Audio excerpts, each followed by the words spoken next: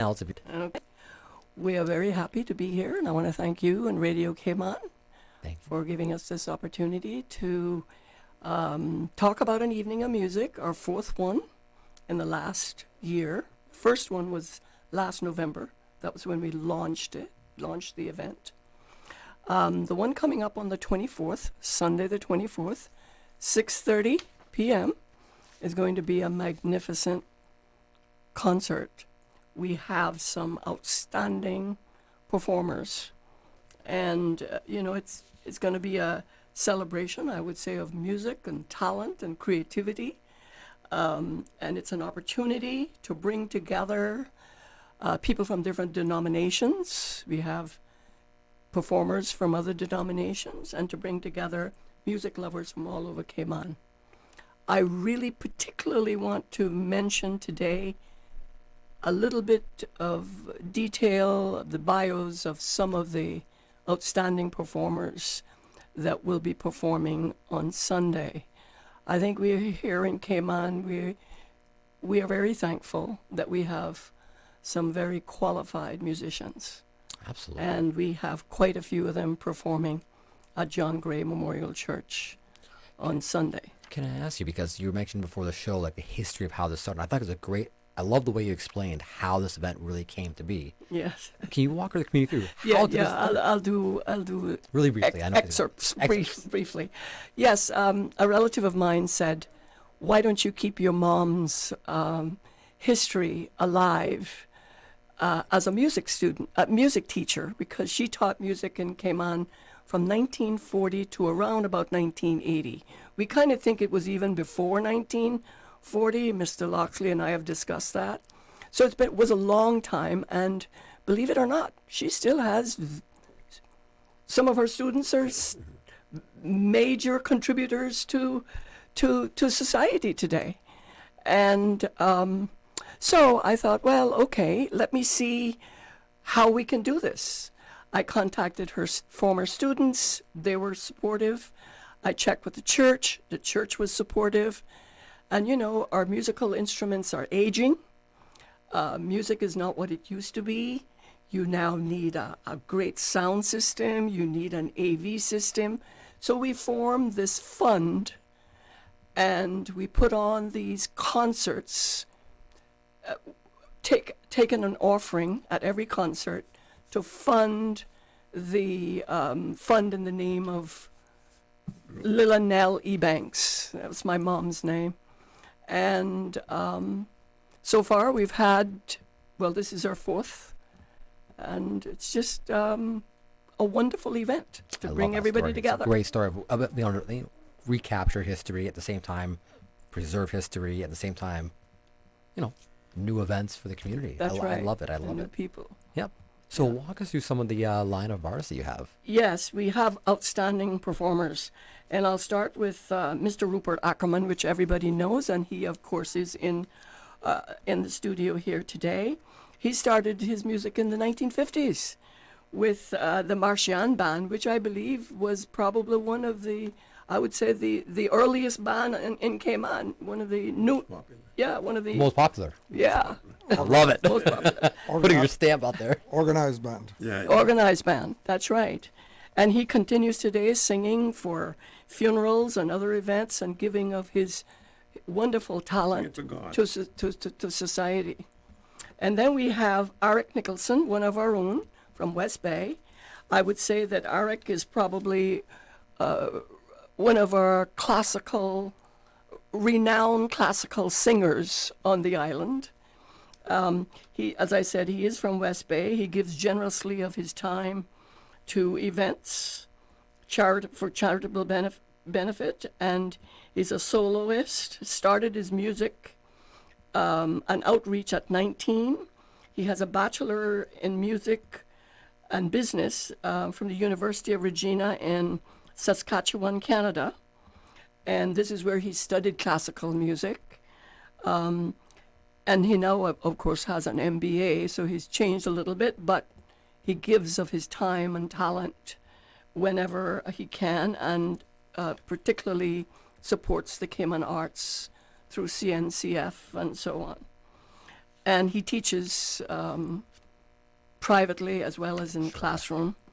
We have the Fourth Symphony, and this is the first time we've had the Fourth Symphony on.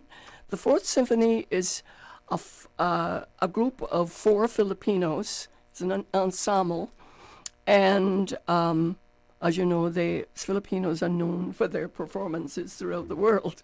Very great singers.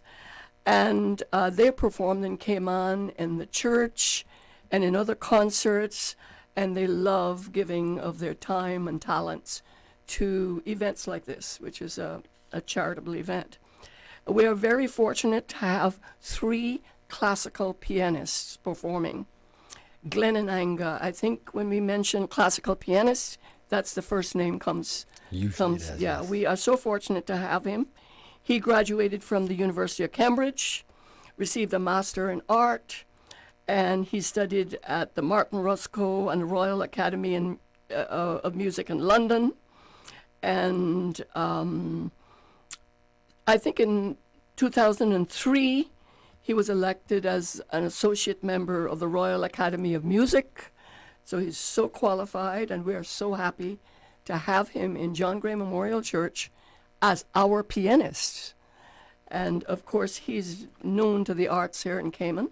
He also performed at Alice Tully Hall at Lincoln Center at a capacity audience. And I must mention this. In 2000, well, 2 things I want to mention. He partnershiped with Jennifer McAuliffe, and they produced a piano duo that is world renowned. And if you go on and you Google it, it comes up right away. It's so nice that we have talent like that on the island. Absolutely. And If I could actually hold it right there, if you don't mind, we do have to go to a short commercial break. When we Sure. come back, we'll dive right back into Right. Glenn's story here. okay. Back with more talk today, right after this. Did you know ordering your favorite sandwich from Subway just got easier? Yeah, picture this. No more waiting in line. No more fussing with cash. Just a delicious taste of Subway at your fingertips. With our new app, ordering your go-to sub is as easy as a few taps on your phone. Plus, receive exclusive deals and earn loyalty points with every purchase made on the app. Download the new Subway app today and get ready to ditch the lines and drive straight into your flavor. Visit the App Store or Google Play Store on your mobile phone and search for Subway Cayman Islands. Subway. Eat fresh. You deserve a unique vacation this year, one with easy non-stop flights from Cayman. Cayman Airways offers more non-stop flights to and from the Cayman Islands than any other airline. Now you can add Panama and Los Angeles to your travel bucket list. Skip the hassle of connecting flights. Panama is just a 2-hour non-stop flight from Cayman. And Los Angeles? Get there in less than 5 hours non-stop aboard Cayman Airways. Call 949-2311 or visit CaymanAirways.com to book your Los Angeles or Panama getaway today. Accidents and illnesses can strike without warning. Ouch! When it comes to urgent care, every second counts. At Doctors Hospital, we have a dedicated team of experienced doctors and nursing staff available to you 24 hours a day, 7 days a week. Don't waste time in an overcrowded emergency room when you need urgent care. Whether it's a broken bone, a severe infection, or a sudden illness, trust in Doctors Hospital's unwavering dedication to providing the best immediate care. For complete urgent care when you need it the most, choose Doctors Hospital, located in Georgetown, 16 Middle Road. Stay cyber secure with Cayman National. Here are a few tips that will benefit you. Ensure to log out completely when you finish any online banking activities. Be aware of phishing attempts and only click links from trusted sources that are sent from your device through emails and messages. Remember, Cayman National will never ask you for your credentials. If you suspect a fraud attempt or that your account has been compromised, please immediately contact our customer support team at 949-8300. a caring and community spirit, cherished family and cultural values. These are some of the things that still embodies the Caymanian way of life in the Eastern Districts today. Savannah Pharmacy, your neighborhood pharmacy, located in Countryside Shopping Village, is delighted to offer products and services of real value. Whether it's catering to your family's medical needs or carrying apparel, gifts, and beauty products, Savannah Pharmacy provides you with more than just prescriptions. Remember, they're always just around the corner with everything your family needs and convenient opening hours, including Sundays and holidays. Savannah Pharmacy. For more information, call 946-3336. Prescription refills made easy at Savannah Pharmacy. WhatsApp your prescription refills to 929-5045.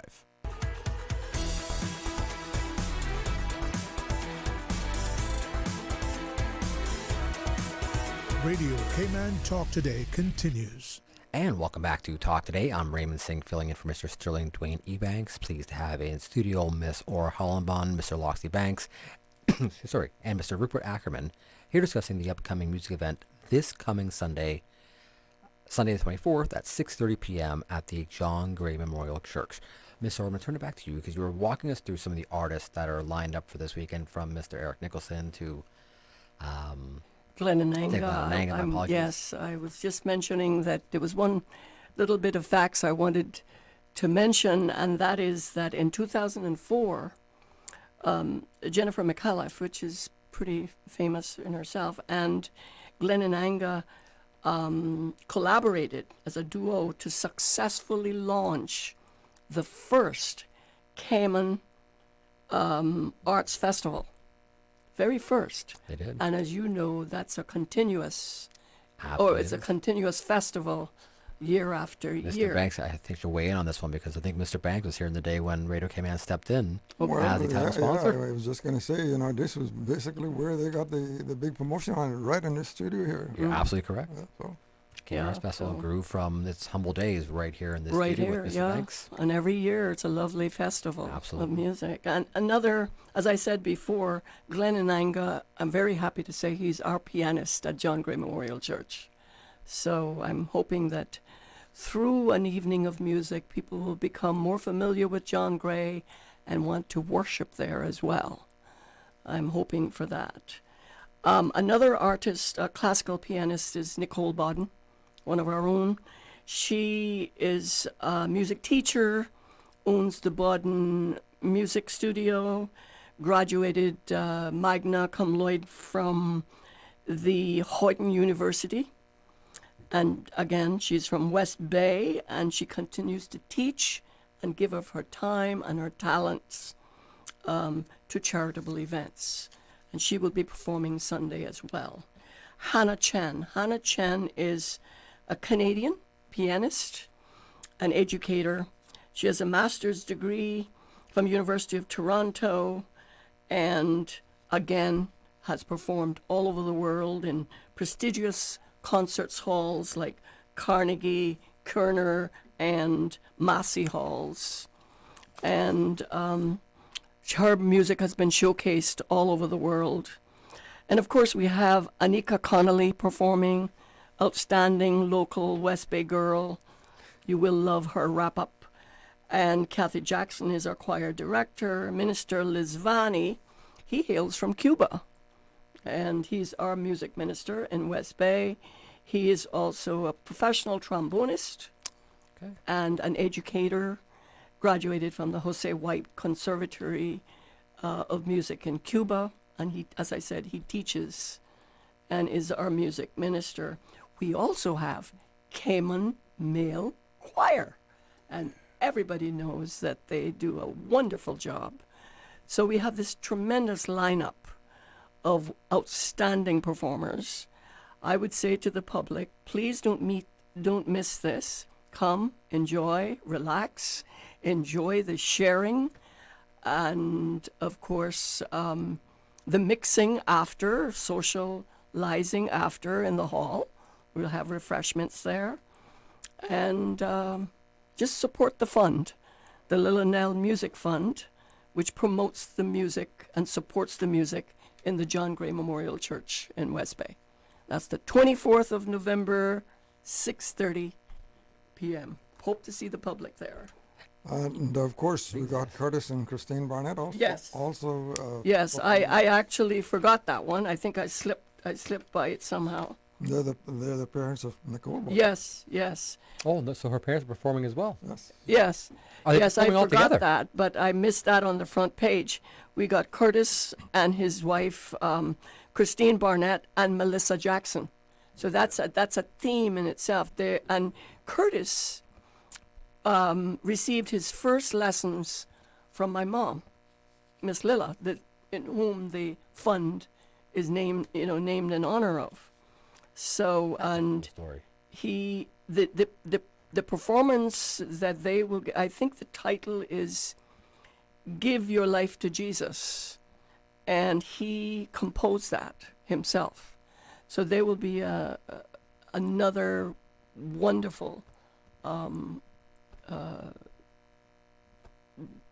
give a wonderful performance Absolutely. for the evening, because this is what they do. They also Curtis has also had the Barnett Music store, Yes. so we know him very well, right? Yes, absolutely, yes. Yeah. So thanks very much to them as well. And you know, this whole effort ties back into the culture and the history and the heritage of Cayman. Absolutely does. You know. Absolutely. Because years ago on a Sunday afternoon, the whole Ever District, this is what was echoing. Yeah. This is what you did. This is how this is where the socializing and the fellowship came from. Yes, yes. Absolutely. And, you know, because we're talking about this level of history of music, an instructor who has taught quite a number of musicians, and they have in turn passed along that trade further on down. You're absolutely right. It ties right back into that, the culture, the history, and brings it all together into a nice little package. Just needs more of it. Conversation for a whole different conversation right there. But yes, I'm with you all. I agree all the way. It's you know, in talking to like Mr. Sammy Rose from Swanky Kitchen Band, he echoes that same sentiment, right? It's to see more of the local performers, more of this level of community fellowship with music at its centerpiece, because that's what it was. Yeah, And of course, manifestation to thanks to the good man above. that's Yeah. right. No, absolutely. Hence today. To God be the glory. Hence, Yeah. hence To only yes. God be the glory. Yeah. Yeah. That was a beautiful thing about in the old days, in the good old days. I mean, People were so respectful of yeah, God. And there were groups of us as young folks. Well, Rupert was part of this group. We went around to visited people. yeah, we went around to the All the houses, folks and we during the prayed and- weekend and sang and did a little ministering to them, people who were sick. And, Yeah, yeah. and, it was beautiful. I mean, and I think we got a few minutes. got a So we few can minutes, yes. mention some of the guys, some of the people who were really instrumental in that was C.C. Carlman, and there was also Hamilton, Yeah. and I guess your uncle Kelly. Kelly. Yeah, yeah. They were all. They were all religious people. Yeah. And I would love to tell you a story about an old lady. I'm not going to call her name, but she was one of them older people, and we would go visit them, like he said. And this old lady, she was sitting there when we went there in her little kitchen, and she was in a hammock. And so her daughter came out and said, Mama, you're gonna have to sit down, you gotta have the hammock in. Well, she said, okay. But she smoked a pipe. So while she was doing this, we said to her, we're praying for her now, and we told her that she should throw the pipe away. And she threw the pipe outside, and then we started to pray. And I happened to open my eyes, and that she was crawling out the door, going to get her pipe. Interesting. Yeah. Well, That's a true story. I love I love the story time, right? And that was probably a clay pipe or otherwise a Yeah. corn cob. Yeah, Yeah, They had clay pipes. yeah. No, I like that we have this scenario of being able to talk about this generational music talent, and Mr. Rex, I generally appreciate whenever you come in the studio because you're a wealth of information on and you're happy to share that information with our community or reshare it. Many of our communities still remember the stories that you're talking about. I haven't heard half the stories though. So I love when Mr. Banks comes in, I get a new history lesson every single time. Yes. And now you brought in Mr. Rupert and I hear a whole different story. Yeah, there's lots of stories about when my mom taught music back in the I think it's 1930s, although we could only verify from the 40s. It was But probably, lot it was probably the mid-30s. Mid 30s, it could have been, although I could only verify the first student was because- 1940. Because we were all born in the 30s. Yeah, and as I look back, I know, Miss Lilla and my mother were contemporaries. I guess that's what they call Yeah, it. and cousins. Cousin, yeah. Yeah, and, everyone was family. I believe they both got their pianos about the same time, probably in the mid-30s. And, Yeah. Wow. and my mother didn't do much teaching because she she had to teach 5 children. So But I always remind you that I remember when you left Cayman as a young man, and my mom visited your mom to say goodbye, Yeah. and they did a duet, yeah, and I was only like 5 or 6 years old, Yeah. and I remember his mom and my mom doing a little duet on the piano, Oh. and that had to been, when did you leave here? 1954. 54, so that was, yeah, I was quite young then, and I remember that. No, music has always been a important history, part of our culture and history. Absolutely. No, it's Yeah, absolutely. and we're hoping evenings of music will just continue on and become even a national event. Right now we have performers from all over the island. North Side, East End, well, haven't had East End yet, I don't think. But we're having Savannah coming up in our next event, South Sound, and Wesleyan. We've had Wesleyan. So And you brought in quite a diverse range of talent, yes, which I like. Like yeah, there's an age diversity there. yes, There's yes. even a cultural diversity there where they're all coming up Right. under one umbrella That's right. in the church. And I think that's what's really important here. Well, one of the other important elements of this. Right. On that note, I do know you have to get going here Yes. for a moment, but let's take a quick commercial break. When we come back, Mr. Banks and Mr. Rupert, we'll be hearing more from you. And I hear, Mr. Banks, you're performing today? Or is it Mr. Rupert performing? Mr. Rourke. Mr. Rourke. Back with more talk today, right after this. But it's you. You deserve a unique vacation this year, one with easy non-stop flights from Cayman. Cayman Airways offers more non-stop flights to and from the Cayman Islands than any other airline. Now you can add Panama and Los Angeles to your travel bucket list. Skip the hassle of connecting flights. Panama is just a 2-hour non-stop flight from Cayman. And Los Angeles? Get there in less than 5 hours non-stop aboard Cayman Airways. Call 949-2311 or visit CaymanAirways.com to book your Los Angeles or Panama getaway today. Did you know ordering your favorite sandwich from Subway just got easier? Yeah, picture this. No more waiting in line. No more fussing with cash. Just a delicious taste of Subway at your fingertips. With our new app, ordering your go-to sub is as easy as a few taps on your phone. Plus, receive exclusive deals and earn loyalty points with every purchase made on the app. Download the new Subway app today and get ready to ditch the lines and drive straight into your flavor. Visit the App Store or Google Play Store on your mobile phone and search for Subway Cayman Islands. Subway. Eat fresh. Wouldn't it have been grand if you had purchased land 30 years ago? It may not be 2020, but a perfect vision has never been more clear. Cayman Brac and Little Cayman, poised for growth with an eye on the future. Your land, your history, your future. Discover all that our sister islands have to offer. Stay cyber secure with Cayman National. Here are a few tips that will benefit you.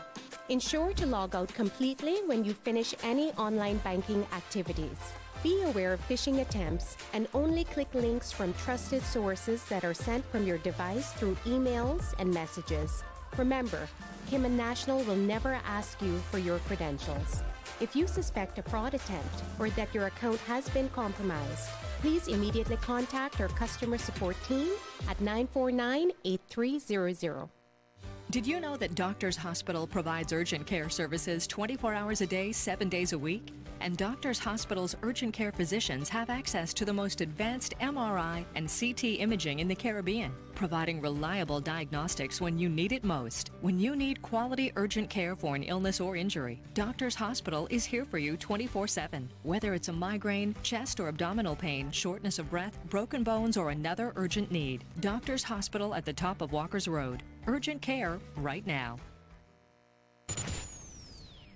Radio Cayman News. The four of us this morning have tendered our resignation. The four cited a number of concerns as the reason for their departure. The political arm of government appears to remain in a holding pattern. Progressive said the resignations highlight a, quote, urgent crisis in the Cayman Islands government. Radio Cayman. Your voice, your choice for today's biggest news.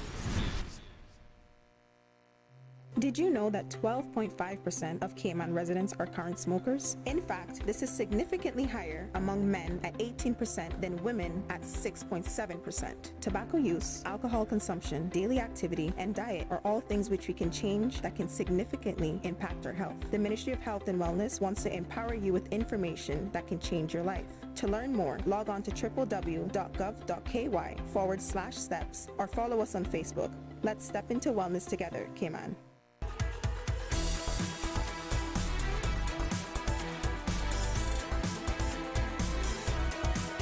Radio Cayman Talk Today continues. And welcome back to Talk Today. I am Raymond Singh, filling in for Mr. Sterling Dwayne Ebanks. We've been featuring an upcoming event, Evening of Music, at the John Gray Memorial Church, which is taking place this coming Sunday at 6:30 p.m. It is a offering event, so there's no admission fee to come in, but they are asking for an offering, as it is a fundraiser for the church to raise the funds to help grow their musical programs. In studio, we had Miss Aura Hollenbaum, who had to leave shortly ago, but we still have Mr. Loxie Banks and Mr. Rupert Ackerman, and we're very grateful today because we're actually going to have a performance now by Mr. Rupert. Mr. Rupert, stage is yours. Thank you, thank you. Okay, this song is one of my favorites. It's short but sweet. Oh Lord, my God, when I in awesome wonder consider all the worlds thy hand hath made, I see the stars, I hear the rolling thunder, thy power throughout the universe display. Then sings my soul, my Savior God, to thee. How great thou art, how great thou art. Then sings my soul, my Savior God, to thee. How great thou art, how great thou art. When I think that God his Son not sparing sent him to die, I scarce can take it in, that on the cross, my burden gladly bearing, he bled and died to take away my sin. Then sings my soul, my Savior God, to thee. How great thou art, how great thou art. Then sings my soul, my Savior God, to thee. How great thou art, how great thou art, how great thou art, how great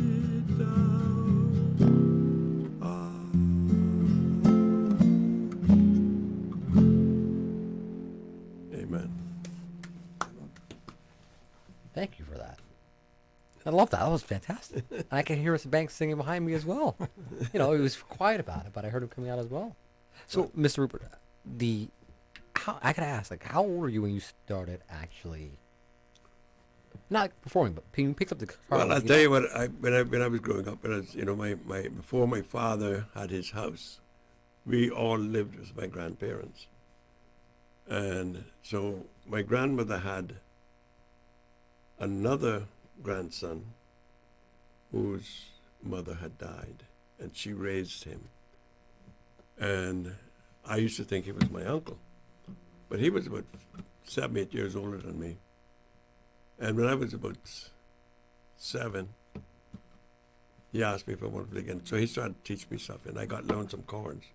So I was doing this from the time I was 7, but I didn't do it religiously or anything like that. So what happened was that when I grew up then, and we all went to sea and so forth, we had to get, go away to sea because that's what people did. And I started playing from back then, but I never did it very often. But when I came home from the Southwell years in 1957, that's when I joined the band, because I was, good enough to join the band, and I had the first electric guitar. So that's when we started to play, and we started to grow from there, and then more people come in, and Camilo, and that's another one that was in, man. Mm-hmm. Great guitarists, without any musical background, no teaching in school and all that. Yeah. We were just talented naturally. Jabich fit into that group also, only later years. Yeah. We had people that were so... That was an amazing thing that 90% of people that left to go to sea back in the 1940s, 50s, they left here if they had a 6th grade education, what we call Standard 6.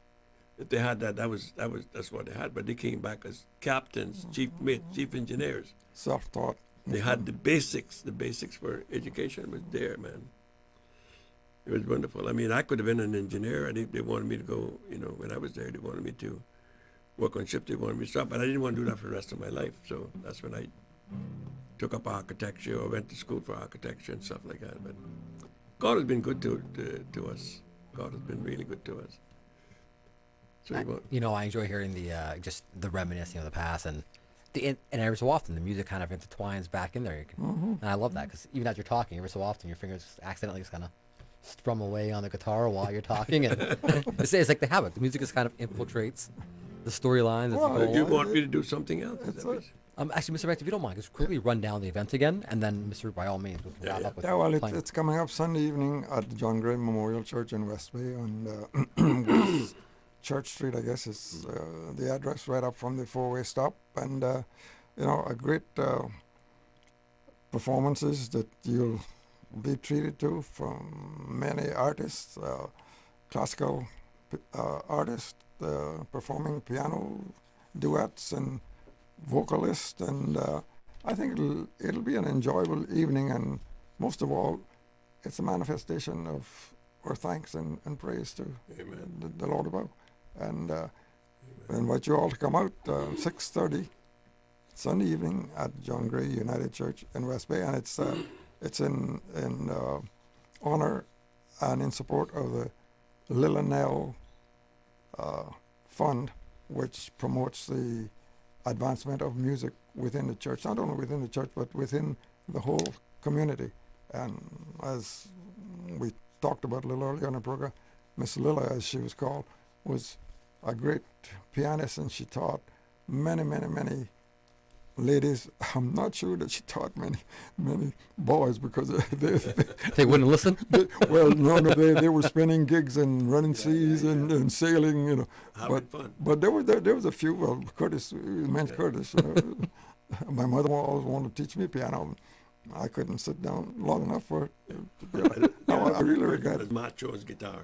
Exactly. I agree. Don't let Glenn hear I said that, because it's not true at all. Rupert, why don't we close out with some of those? You talk about Chris Christopherson. Well, do a verse of that. Then 2 minutes there.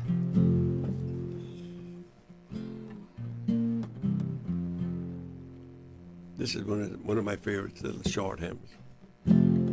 Tell me, Lord, What have I ever done to deserve even one of the pleasures I've known?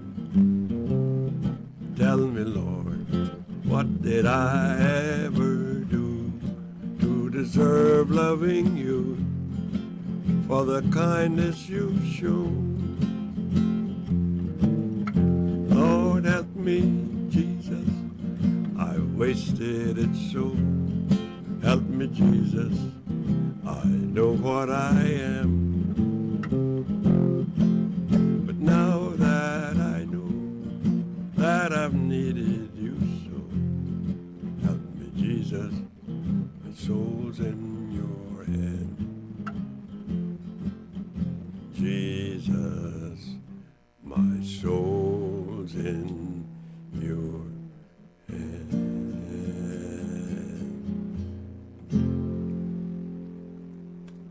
And why don't we go out with a couple of those choruses, Rupert, and we'll invite the listening audience to chime in. We know that they know it, so you just start it out, and maybe we'll even get Ray to join in on these things. So.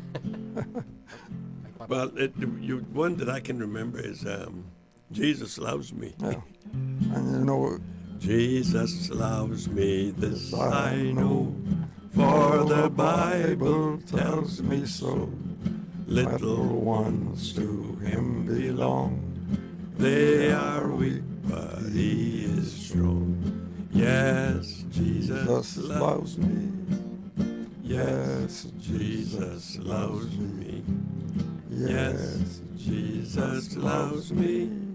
The Bible tells me so.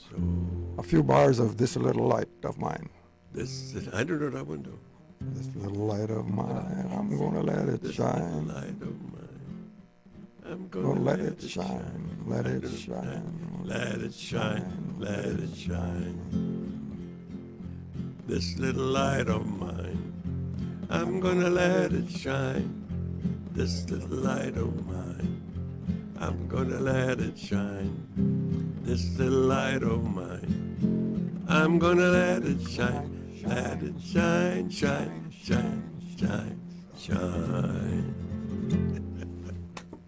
Gentlemen, thank you so much. Amen. We had Miss Susan rocking in the background. We could see her singing along. Thank you so much again. The event this coming Sunday at the John Gray Memorial Church in West Bay, Sunday the 24th, 6:30 p.m. On that note, we're going to go to our 1 p.m. headline news. When we come back, we'll be sitting down with the Ministry of Education. Gentlemen, thank you so much again. Miss Susan, our 1 p.m. headline news. Amen, amen.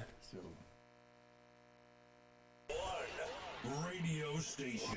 Radio Cayman is the voice of the Cayman Islands.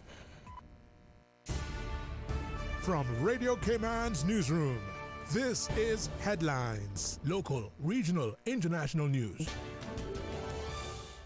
The headline news is brought to you by Kirk Market and Health Services Authority. With a look at your latest headlines, I'm Jevi Ebanks. Speaker of Parliament, Honorable Sir Alden McLaughlin, announced that the second meeting of the 2024-2025 session will begin on the 9th of December at 10 a.m. The meeting will run through the week, addressing annual reports and over 20 bills, including the Public Transport Bill 2024 and the Information and Communication Technology Validation Bill 2024.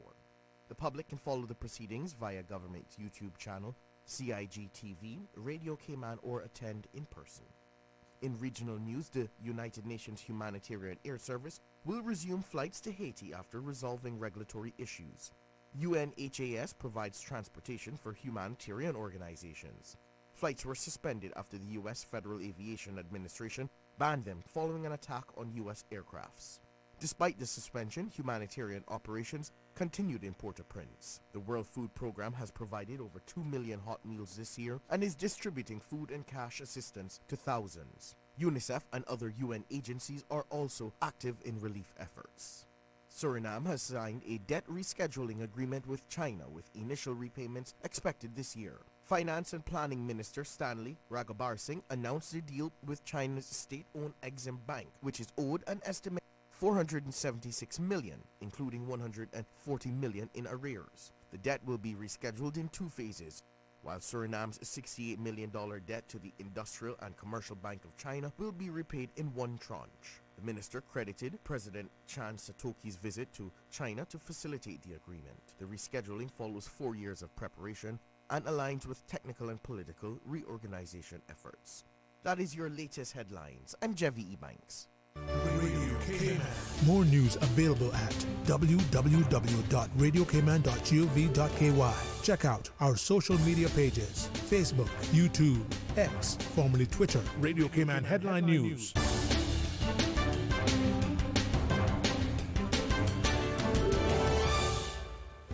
Do you have a healthcare question but not sure who to ask? Contact HSA's Patient Call Center to speak to one of our experienced clinical team members. We are here to answer your questions and help guide you through your healthcare journey. Need to make an appointment? Our team can help.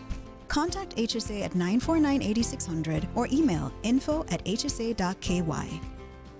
At HSA, we are committed to caring for you.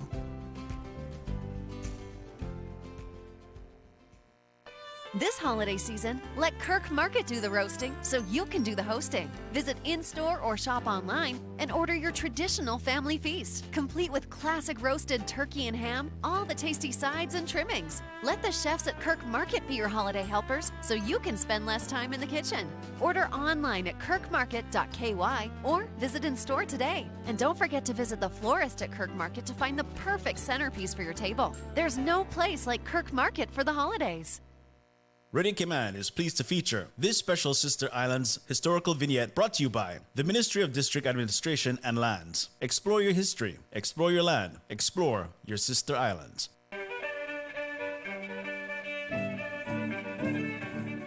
Born September 25th, 1947, at Watering Place, Cayman Brac, Royce Adolphus Dilbert was the firstborn son to Helen and Grace Dilbert, née Tibbets. Mr. Dilbert was a hard-working man who spent numerous years at sea, as well as employing his diverse skill sets on land. In 1979, he would marry Yvette Jackson and took employment with Cayman Brac Power and Light Company in 1981 as chief engineer, where he remained until his retirement in December of 2018. Heavily influenced by his wife, in 1982 he gave his heart to the Lord and joined her at Ebenezer Baptist Church, where he later served as interim pastor in 2002 to 2007, becoming pastor in 2017. Mr. Dilbert was a charter member of the Rotary Club of Cayman Brac, served as PTA president at Creek Primary School, worked with the youth in the community, president of the Veterans and Seamen Society, and was a member of the Development and Control Board Cayman Brac until his passing. Royce was a devoted father to 7 children, loved to fish, and had a passion for cars.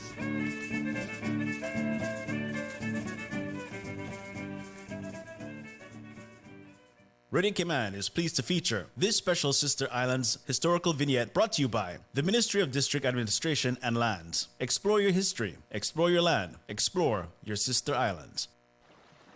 Explore your history, explore your land. Explore your Sister Islands, the ultimate staycation experience. Your culture, your freedom, the land that time forgot isn't gone. It's your Sister Islands. Discover all that our Sister Islands have to offer.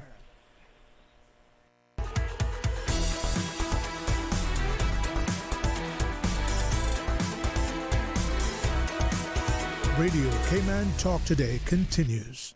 And welcome back to Talk Today. I'm Raymond Singh, filling in for Mr. Sterling Dwayne Ebanks.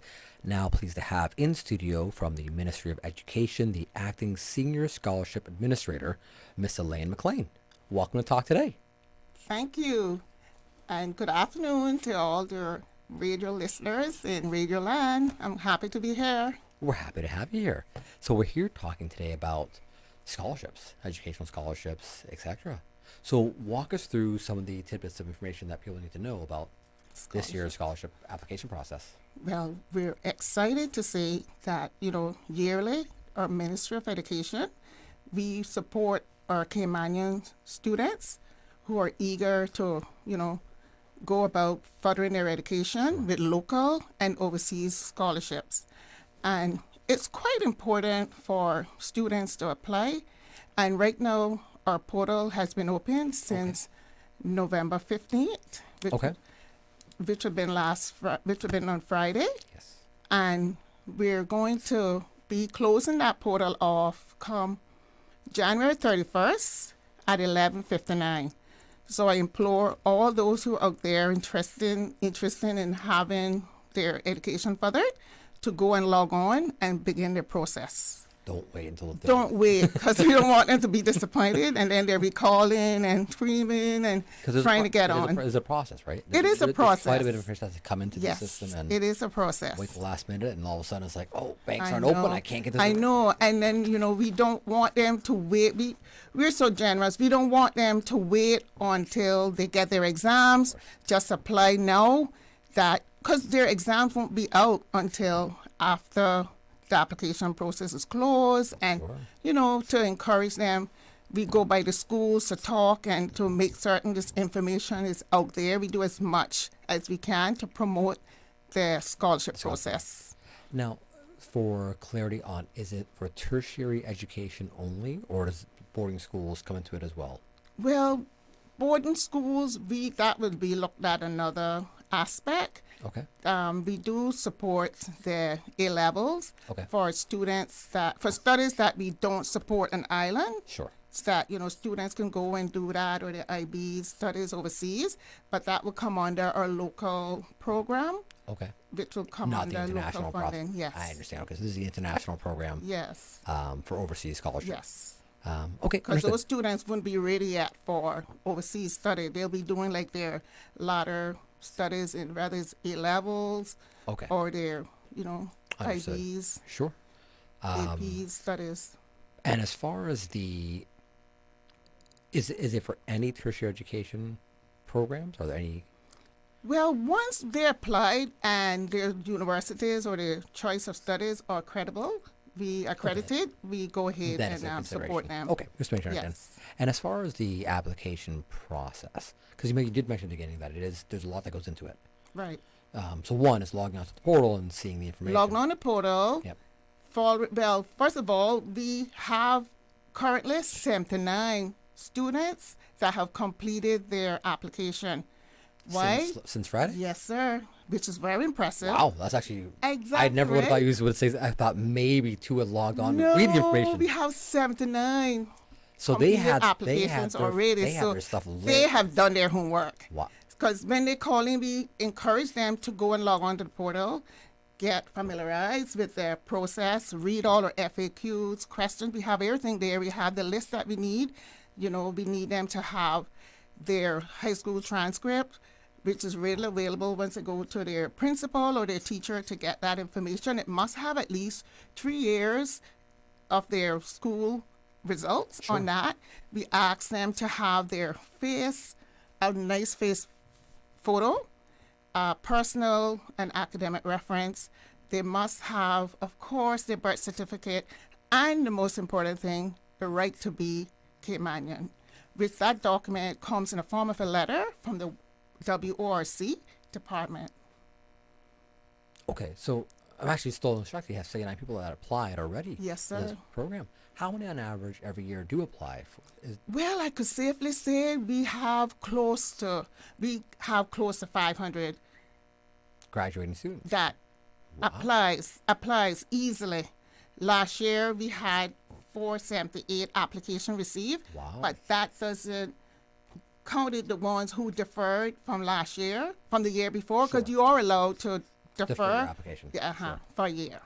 Wow. Yeah, so we're growing each year. That's a lot. Each year. I mean, a start like this, who knows how much we'll get this year. Wow. And the focus this year, my ministry is focusing primarily on teachers, classroom teachers. So we are encouraging our students to think about becoming teachers in the classroom. And we do have a good scholarship. The regular scholarship is $30,000 per annum, but for teachers, we up it to $35,000. So we do encourage our students to, become teachers, and we really do need our local teachers. That's right. You're currently running a PSA right now to encourage local teachers to apply. I mean, it's... And in all areas. Yeah, sure. No, I can imagine the need to have to grow this program.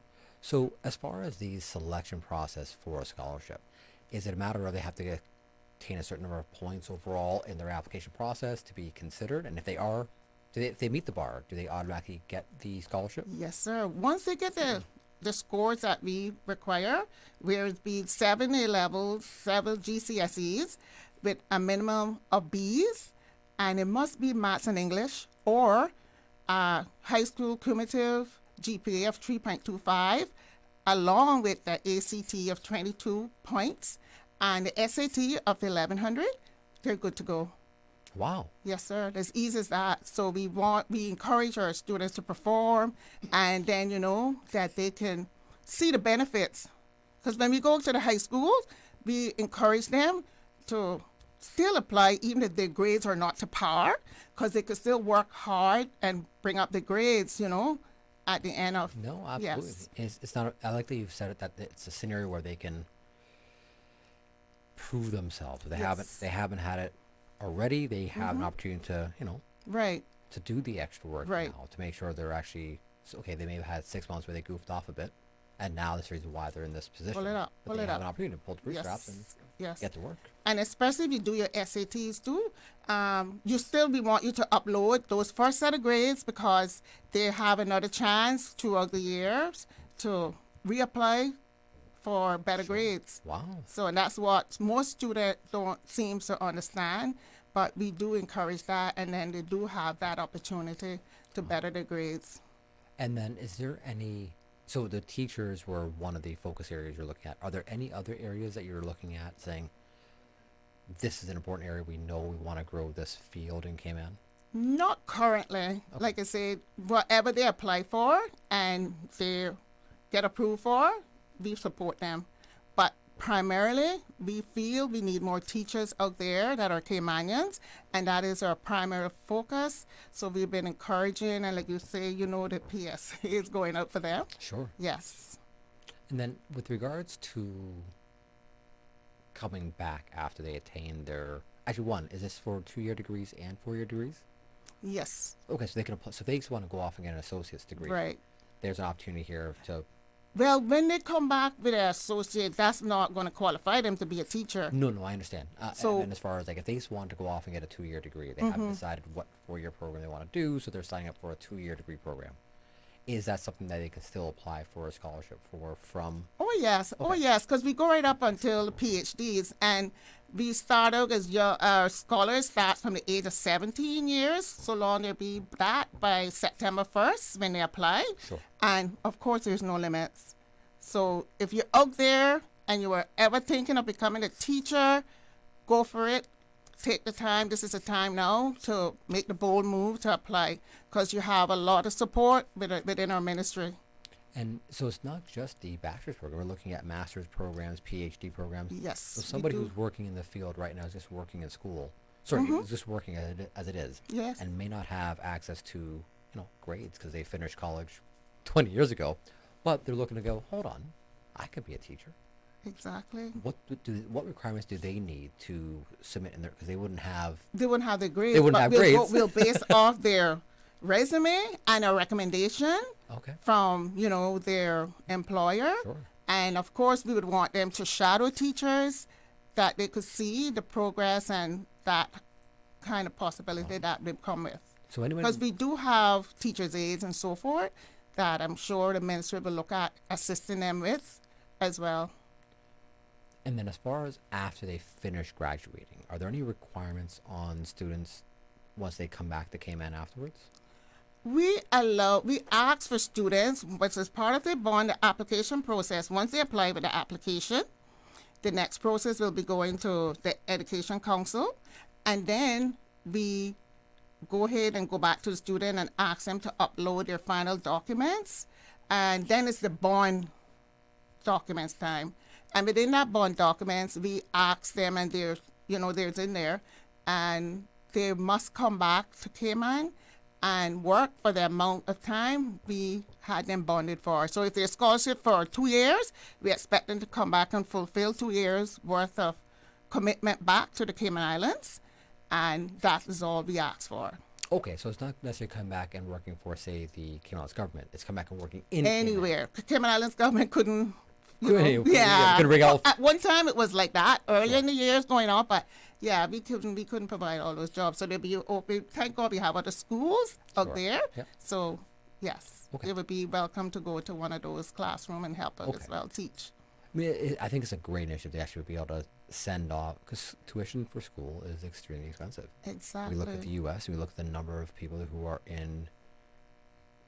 are 60 and 70 still paying off student loans from 30, 40 years ago, right? Like student loan debt in the U.S. it's the one debt you can't write off with bankruptcy, right? It's a government debt. You can't get rid of it. It's attached to you for as long as you have signed up to the government for a student loan. And this is not what this is. This is actually a scholarship program. A scholarship, a real scholarship. It's one of the real prestige that our government affords to our Caymanian students. Yeah.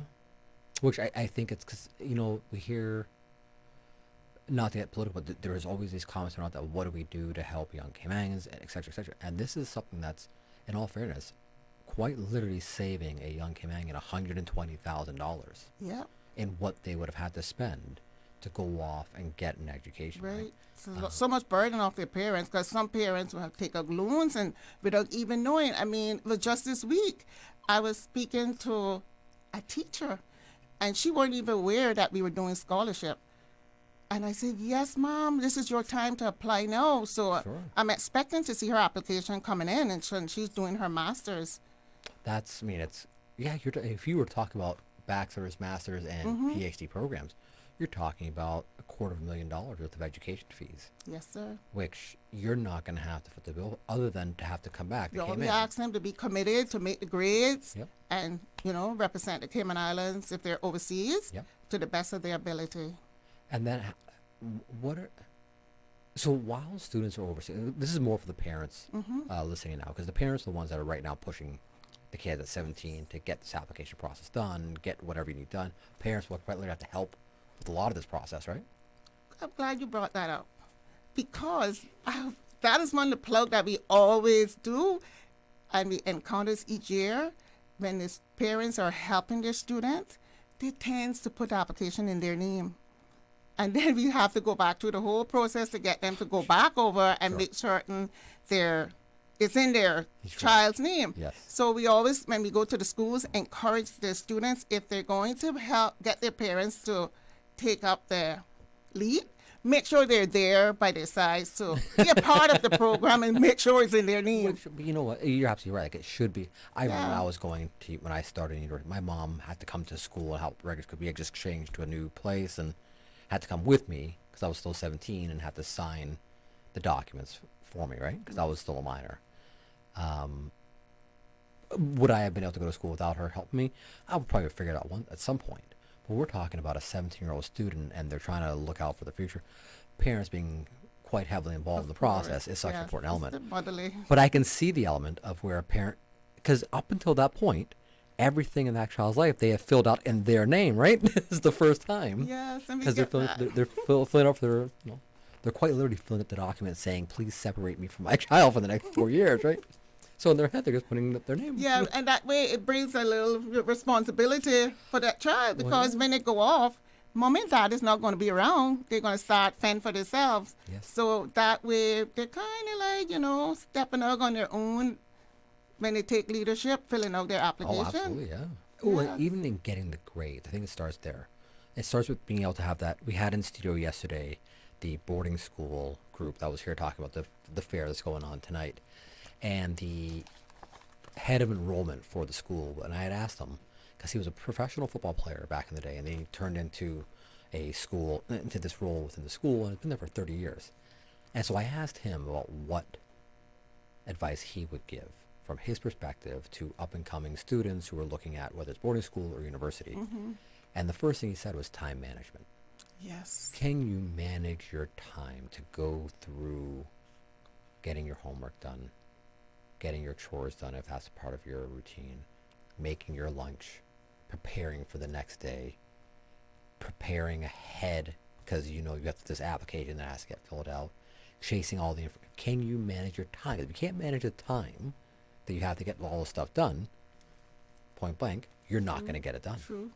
You have to and come we to don't want them to get lost in the system. So Yeah. one of our ways to, when they're filling out the spreadsheet, it kind of give them the ownership to plan out their budget. You know, that kind of thing comes into play because it's them going to have to budget and spend the money while they're away at school. So we get them involved in making certain they do their own spreadsheet as well. And we've seen that beneficial with most students. And, you know, that has been a really good part of letting go from depending on the parents doing everything. You know, and I think it's a highly responsible step for the ministry. At the end of the day, while it's the parents sending them off, the financial investment is coming from the Cayman Islands. And what you're essentially doing is managing the investment, right? Yes, sir. You want to ensure that when these students go off, listen, 17, 18-year-old students given freedom for the first time don't tend to make the wisest of decisions. That's just basic common sense, and very few will. Yes, I likely would not have. Yeah, in but my formative. one way we hold them accountable is with their provide receipts. The receipts. Yes, and receipt, especially for accommodation, tuition, and And you're budgeting ahead of time. We're doing that planning. You're planning those budgets ahead of time, saying, hey, this is what you're going to have to need to figure out. And by doing that, you're taking responsibility ahead of time. Yes. So they know, oh, no, I thought I hadn't. You'd be surprised how organized some of them are. And they put their little receipts in the receipts we don't need, they have. So, yes. They're making sure, right? They're really preparing and helping themselves, most of them. And the ones that do that the best, and here's the deal, because the ones that do that the best have a huge head start once they finish. Correct. Of stepping into the field because they're the ones that are going to produce the results. Yes. And when employers start looking at hiring, yes. the reality is employers hiring for you to produce results for your company or your whatever it might be. And the more you are prepared at doing that organization, that shows it does. You have the skills and the habits to then go into the workforce and bring those with you, right? Yes, sir. And so it's a noble initiative. Now, as far as the funds that the students receive, it goes towards tuition, textbooks, their utilities, travel expenses to and from school, and that would include the airport as well. Of course, we give them 2 airline tickets for the year. That would be going off and come back. Yes, sir. Sure. Yes, for fall and then at spring, and of course food, storage, and we also give them for clothing is allowed if they're in cold climate. Yes, and I say transportation already and school supplies. And that's over as long as it doesn't hit the cap of 30,000. Yes, sir. Per student per annum. And what if there's and we pay them 15,000 CI per semester. So so 15,000. Yes, sir. So at beginning of fall they'll get the 15. They don't get it up front. We'll give them 15 at the beginning of fall, and then 15 at the beginning of spring. And of course, those students who do need summer, we do allow 1 summer per degree studies. It's gone up from 4,000 to 8,000, and that has been very beneficial as well from our government that students has taken up. So they can accelerate their education by finishing summer classes if need be. I like the way it's also, to be very fair, it's such a, I don't want to use the word generous. It is a generous system. The reality is, it is generous, but it's such a robust scenario of looking at it as the government investing into the future of Cayman, right? And what I would hope the understanding is on the other side of that coin is that this is someone investing in me. No different than any investment that you would where you're investing in a market and you're trying to make more money. Investment means you're putting something in in the hope that you get more back on your return. Right? It's not an equal trade. It's you want more back out. And so by Cayman investing 4 years, you're going to turn around and produce 40 years of benefit for the jurisdiction, right? For the future of Cayman. And that's the mindset trade-off, right? So while it is generous and extremely generous, because I don't know of any other jurisdiction, and I'm sure there probably are. I have none. Not as generous as us. That's not in the Caribbean. No, it's for sure. Not in North America. I can tell you, there's unless you come from certain ethnic origins of Canada, I don't know of any other jurisdiction that actually puts up full tuition for education just for attaining good grades. Yes. Which is essentially what and you're saying. Even like for our medical doctors, we do like the 30,000 for the 5-year studies. So that's what. Yeah. 150,000. Easily, yeah. Yeah. You're talking so about like accountants. Yes, accountants. Lawyers. Yes, we have them all represented. Yes. And in our scholarship portfolio. Yeah. Yeah, you'll be surprised No, what but we do I give scholarship for. When I think about it from the standpoint of like getting how hard it was for when I was growing up, would have been for me to get a scholarship when I was going to school. I would have to hit certain mile markers across the board and apply. That doesn't mean I'm getting it just because I hit those mile markers. I don't have to apply and compete with everybody else who's applied for the exact same scholarship. That's a very different philosophy than what you have done with Canada's government as far as this scenario. I would hope that parents listening, grandparents listening, are hearing the benefit. Supporting their students, their children, to do their best to help. Because at the end of the day, it's beneficial to them. Because if the student don't get the grades and they want to go off, and they can't, they have to end up getting a student loan from one of the banks or CIDB. Yes. Yeah. No, until they make the grades, and then we take them on. Absolutely. I had to work my way through university. I worked and paid my way through university, so I was working full time, going to school full time. The only time my parents would help me out with the semester when I first started. So I can speak to like the hardship of having to literally work till 1 o'clock in the morning and then go to an 8 a.m. class an hour away from home. Like that was the reality of. So this opportunity, and 17 and 18-year-olds won't always recognize this opportunity. 17-year-olds tend to live in the moment, and that's understandable. They're 17, 18 years old. Get there. Yeah, but looking back, when I was 17, 18, if I had a scenario that offered $30,000 to go off to school a year, look now at 44, I can go, dude, you better take advantage of this, man. You better get your butt together and get all those paperwork done, right? That's what I say to my son now. Because we get don't it recognize together, right? Oh, absolutely. So just a minute left here in the segment. If you don't mind, Ms. Lane, if you could walk the listeners through again the website and what they need to do to get their Yes. information. Okay, I just need to stick it into this year. Our application process is a lot simpler. So those who have seen it before will agree it is so much simpler. And the best news this year, there'll be no interviews.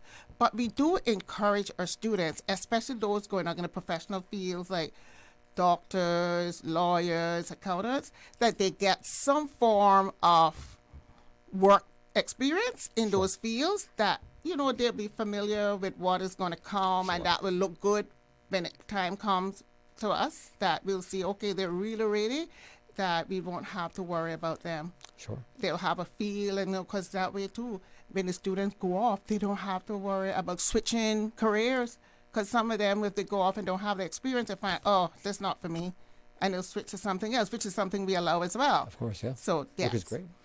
And the application process you asked about? Please.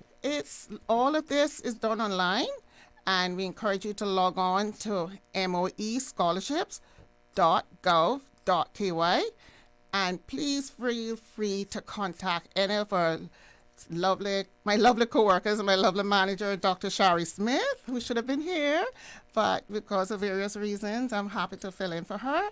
And on our main line, 244-2482. 244-282. Yes, awesome. We're waiting to take your calls. Yep. And like I said, our best form of correspondence is by email, which is scholarships@gov.ky. Fantastic, Lane. Thank you again for parents. The application process, application deadline is January 31st, 11:59 sharp. It will shut down. It will shut down. So please don't wait to the last minute. For those who's listening, those mothers or fathers out there, please encourage your children to get started today. Ms. Lane, thank you so much. On that note, we do need to go to our 1:30 break. When we come back, we'll have more education discussion with the upcoming spelling bee. Back with more talk today right after this. Did you know ordering your favorite sandwich from Subway just got easier? Yeah, picture this. No more waiting in line. No more fussing with cash. Just a delicious taste of Subway at your fingertips. With our new app, ordering your go-to sub is as easy as a few taps on your phone. Plus, receive exclusive deals and earn loyalty points with every purchase made on the app. Download the new Subway app today and get ready to ditch the lines and drive straight into your flavor. Visit the App Store or Google Play Store on your mobile phone and search for Subway Cayman Islands. Subway. Eat fresh. You deserve a unique vacation this year, one with easy non-stop flights from Cayman. Cayman Airways offers more non-stop flights to and from the Cayman Islands than any other airline. Now you can add Panama and Los Angeles to your travel bucket list. Skip the hassle of connecting flights. Panama is just a 2-hour non-stop flight from Cayman. And Los Angeles? Get there in less than 5 hours non-stop aboard Cayman Airways. Call 949-2311 or visit CaymanAirways.com to book your Los Angeles or Panama getaway today. Stay cyber secure with Cayman National.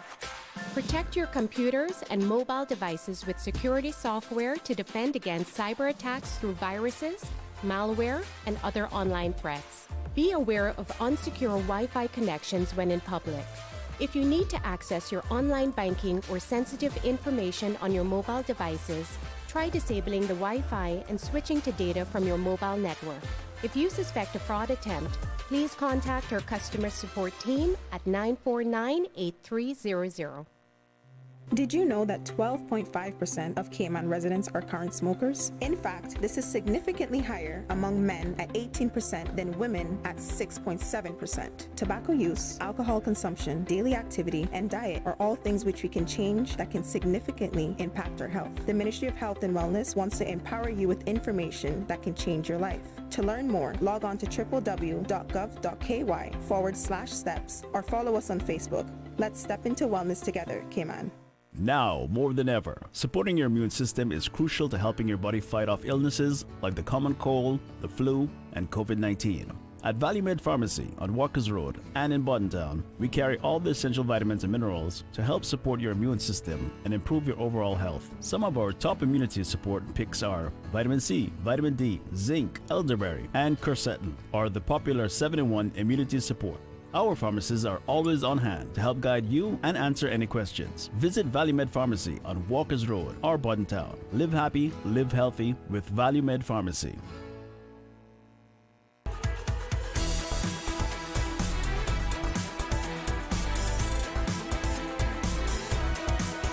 Radio Cayman Talk Today. And welcome back to Talk Today. In case you're just tuning in, I'm Raymond Singh filling in for Mr. Sterling Dwayne Ebanks, and we have more education discussion today, but on the fun side again. This time we're talking about the spelling bee, and we have a whole room full of guests here today, so we'll start one by one, work our way around. First up, Miss Kimberly. Welcome us back to Talk Today. Thank you very much, Ray. Thank you for having us. We're delighted today to talk about our National Spelling Bees, which are happening next week, Tuesday and Wednesday, so 1 week away. On Tuesday, we're going to have our RBC Royal Bank Primary Spelling Bee, and it's 25 years with RBC, and we're very grateful for their support. And on Wednesday, we're going to have the Lions Club of Grand Cayman Secondary National Spelling Bee, and it's 42 years with Lions, and again, we are absolutely thrilled to have them continue on with us as well. So we have some exciting competitions coming up for our kids. You know, the spelling bees are always like I've seen them on TV. I've seen the spelling bees when they happen, and I cannot honestly imagine being the student standing up there, Pressure. giving the word, and you're sitting there, and you have to have your brain start working, right? Yes. And you're in front of all these people, and there's no margin of mistake. It's either you get it or you don't. Yep, I it's guess cutthroat. the sheer practice, cutthroat, exactly. In a way, yes, it is. So, I mean, some of the schools hold preliminary spelling bees. They do, okay. So some of the kids have had practice. Other schools, just choose their students and take part.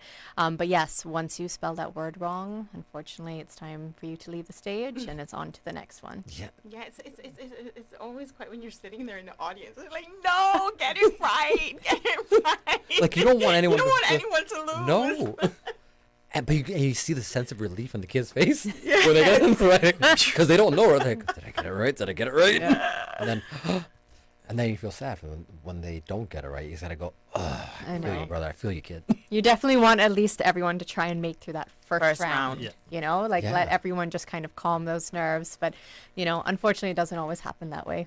No, it's the nature of any competitive scenario. When I talk about sports, competition kicks in, but this almost feels harder than any sporting achievement, just because you're standing there in front of the spotlight is in your eye, and you have to spell out a word. A word that is, you probably phonetically doesn't even add up. look on paper as it would, right? Right. So I feel for these. It's one of those things I give all these kids actually a ton of credit when I've seen them do this. How many kids, and how does the actual process work for the actual? Is it schools put in one student per division? No, so we have a registration period, Okay. and it's online forms that we introduced from last year. And so everyone can put up to a team of 3 with 1 reserve. So they don't have to do a team of 3, but they have up to 3 with 1 reserve. So the reserve would step in if somebody's sick on the day or can't make it again, and then the reserve would step in. So every school has the opportunity to have at least a team of 3. And is there a homeschool group as well for kids that may not be Yes. in the school itself? Yep, and Miss Jenny can speak to some of our numbers for this year, but all the homeschoolers are also invited to take part. Okay. And then as far as, I guess we can jump into it, but as far as watching it, if parents and family want to watch the event itself, how do we actually do that? So you can come to John Gray. So it's going to be at the John Gray Performance Hall, and we're very grateful to the team over there who give us tremendous support in our inter-school events. So you can either come and attend, or it will be streamed live. And big thanks to GIS for covering that, and it will be live streamed on our government channels. Man, the pressure. Now you're on TV as well. The whole country's watching. They're going to be nervous. Can anybody here honestly imagine being in that stage? Does anybody here want to actually be on that stage? No. Not See? at the stage, No. This is it. I did it when I was younger, but not. But it now. teaches fundamental skills. Let's face it. It really it does. actually does. There's It really no does. doubt about it. It's the. I remember watching my son when he was like 7, 8, he's practicing for like the weekly spelling test, right? And then I'm just putting everything in my head of you're on the stage, the spotlight's on you, all the other kids there, and every other kid there is going fail, fail, fail, fail, because they want. All the parents might be going, please win, but all the kids are going no, and you have to get it right. But Miss Jenny, did you just say you did the spelling bee when you were a student? But I was a student at Johnny Cumber. And how did that go for you? Many moons ago. Do you still have? Here Do you you still have flashbacks of that? Yes, I do. Yes, I do. Are you traumatized, Miss Jenny? Every time a spelling bee comes up, she goes, "Oh, not again." Well, I like behind the stage, like how I do now. I like behind the scenes now. I would love to, because it's when I think of I never did the spelling bee for that reason. I played sports, played high levels. I didn't want to be on a stage spelling out whatever it was in front of everybody. I'm looking at your faces. You were trying to describe, as you said, you went, "Yep, yep, I was in it." Well, actually, at Johnny Cumber at that point, we never, our classrooms were very small and whatever. We never had a big campus, right? We had an L-shaped building, and ours, where we used to learn to spell, was go out underneath the tree, and our group was that's where we used to do our practice and stuff underneath a tree. It's the way you're telling the story. Yeah. So it wasn't in front of people. Okay. And then when you actually got to the competition, that was a different story, because then it was in front of the whole school. See, yeah, that pressure. Good on you, though. I hope. I did it then. You did it. Yeah. So walk us through some of the numbers for this year of how many students we have participating, ages. What are some of the youngest ages? I'm actually curious on this. What's the youngest student for competing? From year 1. So Wow. 5-year-olds. So Yeah. primary Wow. I goes love from year Year 1 one to to year year 6. six. So that's 5 to 10-year-olds. And then secondary is from year 7 to 11. So year 11 to, I guess, 16, about 16, turning 17-year-olds. That's pretty impressive. The 5-year-olds going up against the 10-year-olds. Yeah, most schools put in their older kids. So Yeah. the majority of our registrations are all It's from year 5 and 3, up. yeah, Yeah. 4 and up. Yeah. But 4. we do I have started on year one 4. year 1 this year. No. Oh. No, Okay. we don't. Okay. No. So the youngest would be about 10. Yeah. Okay. I guess it makes sense. So this year we got 18 primary schools participating. That includes the home schools, and it's 52 students for primary. Secondary, we have 13 secondary schools, which includes homeschool, and that's 35 students. Wow. So, 85, 80? Yeah, and that doesn't include the reserves. So Yeah. there's reserves on top of that. And does MOE give any kind of recommendations to the schools on practicing, or how does the format work for choosing the words, judging? How does that all? Yeah, so we issue rules. There's formal rules, so everybody knows the process when we issue for the registration. And then there is a word bank that we use. So it originally came out from the Jamaican Gleaner National Spelling Bee, and then over the years we've added. And from last year too, we also tried, there's examples and sentence structures to help the kids so they can ask for, you know, for you to use it in a sentence or the origin of the word to help them remember kind of how to spell it right. And we've tried to make some of those examples more Caymanian contextualized, you know, so they can identify a bit more. And then we've added some more. So we also use the Oxford English Dictionary, and the team has added about between 20 and 30 new words this year, just to kind of keep the list updated. And that's something that we plan on doing each year. And is there, I'm assuming between the schools, things can get a little competitive, but is there a school that's kind of like dominated this, or has it kind of gone around to different schools? It's been kind of gone around. Really? It's been gone It was around. between Cayman Brack and Prep School and Triple C last year. Yes. Was the winners. Cayman Brack is always usually very strong. Yeah. All right, so we do have it. Oh, Yeah. Yes, it was Triple C first, Prep second, and Cayman Brack third last year. For the high school. For high school. The high school. Yes, yeah, and then Cayman Brack won primary. Last year. Interesting. So they're coming out with some oomph this year. Now, has Cayman Brack consistently had a strong showing at the spelling bee? Yes. Yes. Oh, okay. So we do have a little bit of a. Some years they came either thing or second or first. They especially their high school ones. All right. Yeah, So all three schools in Cayman Brack are being represented again this year. that's actually really cool. And then as far as in Grand, is Triple C, you mentioned Triple C, and who was in last year? Triple C and. It was Cayman Islands Prep last year. Prep. Yeah.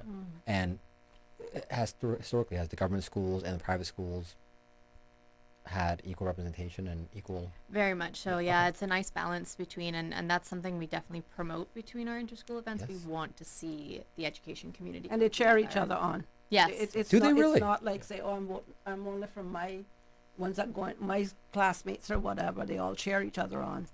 Interesting, because my son plays basketball. I can tell you that they're not cheering on any other school. They're not cheering on any other. They're out there to win it. But I love that. On that note, let's take a short commercial break. When we come back, we'll be chatting with our sponsors, Lions and RBC. Back with more talk today, right after this. Stay cyber secure with Cayman National. Here are a few tips that will benefit you. Ensure to log out completely when you finish any online banking activities. Be aware of phishing attempts and only click links from trusted sources that are sent from your device through emails and messages. Remember, Cayman National will never ask you for your credentials. If you suspect a fraud attempt or that your account has been compromised, please immediately contact our customer support team at 949-8300. Accidents and illnesses can strike without warning. Ouch! When it comes to urgent care, every second counts. At Doctors Hospital, we have a dedicated team of experienced doctors and nursing staff available to you 24 hours a day, 7 days a week. Don't waste time in an overcrowded emergency room when you need urgent care. Whether it's a broken bone, a severe infection, or a sudden illness, trust in Doctors Hospital's unwavering dedication to providing the best immediate care. For complete urgent care when you need it the most, choose Doctors Hospital, located in Georgetown, 16 Middle Road. Freedom, Cayman Brack. Freedom, Little Cayman. Soft breezes, blue waters, no traffic. Unwind and rejuvenate your mind, body, and soul. Sister Island Staycations, a taste of freedom. Discover all that our sister islands have to offer. Attention students and parents, are you ready to explore incredible opportunities for your education? Visit the 2024 North American Boarding School Fair, Tuesday, November 19th at the Grand Cayman Marriott Beach Resort from 7 p.m. to 9 p.m. This is your chance to meet with the representatives from the top boarding schools across the U.S. and Canada, all in one place. Discover the right school for your future. Sign up today at BettyWalker.com. That's www.BettyWalker.com. Contact Neil Murray at 925-8793 or email l-murray@candw.ky. The Passport and Corporate Services Office is urging travelers to ensure their passports are valid for both travel and entry into their destination country for the upcoming Thanksgiving and Christmas holidays. Travelers should renew passports ahead of travel time and apply for or renew visas early. For more information, call 345-649-7678 or email passportandcorporate@gov.ky. Get ready to cheer on young wordsmiths at the primary spelling bee on November 26th at 10 a.m. in the John Gray Performance Hall. Watch primary students from across the island showcase their spelling skills as they compete for the championship title. Be part of the action in the audience or watch live on CIG YouTube and Facebook. Join this celebration of literacy, learning, and community spirit. Brought to you by the Department of Education Services and RBC Royal Bank.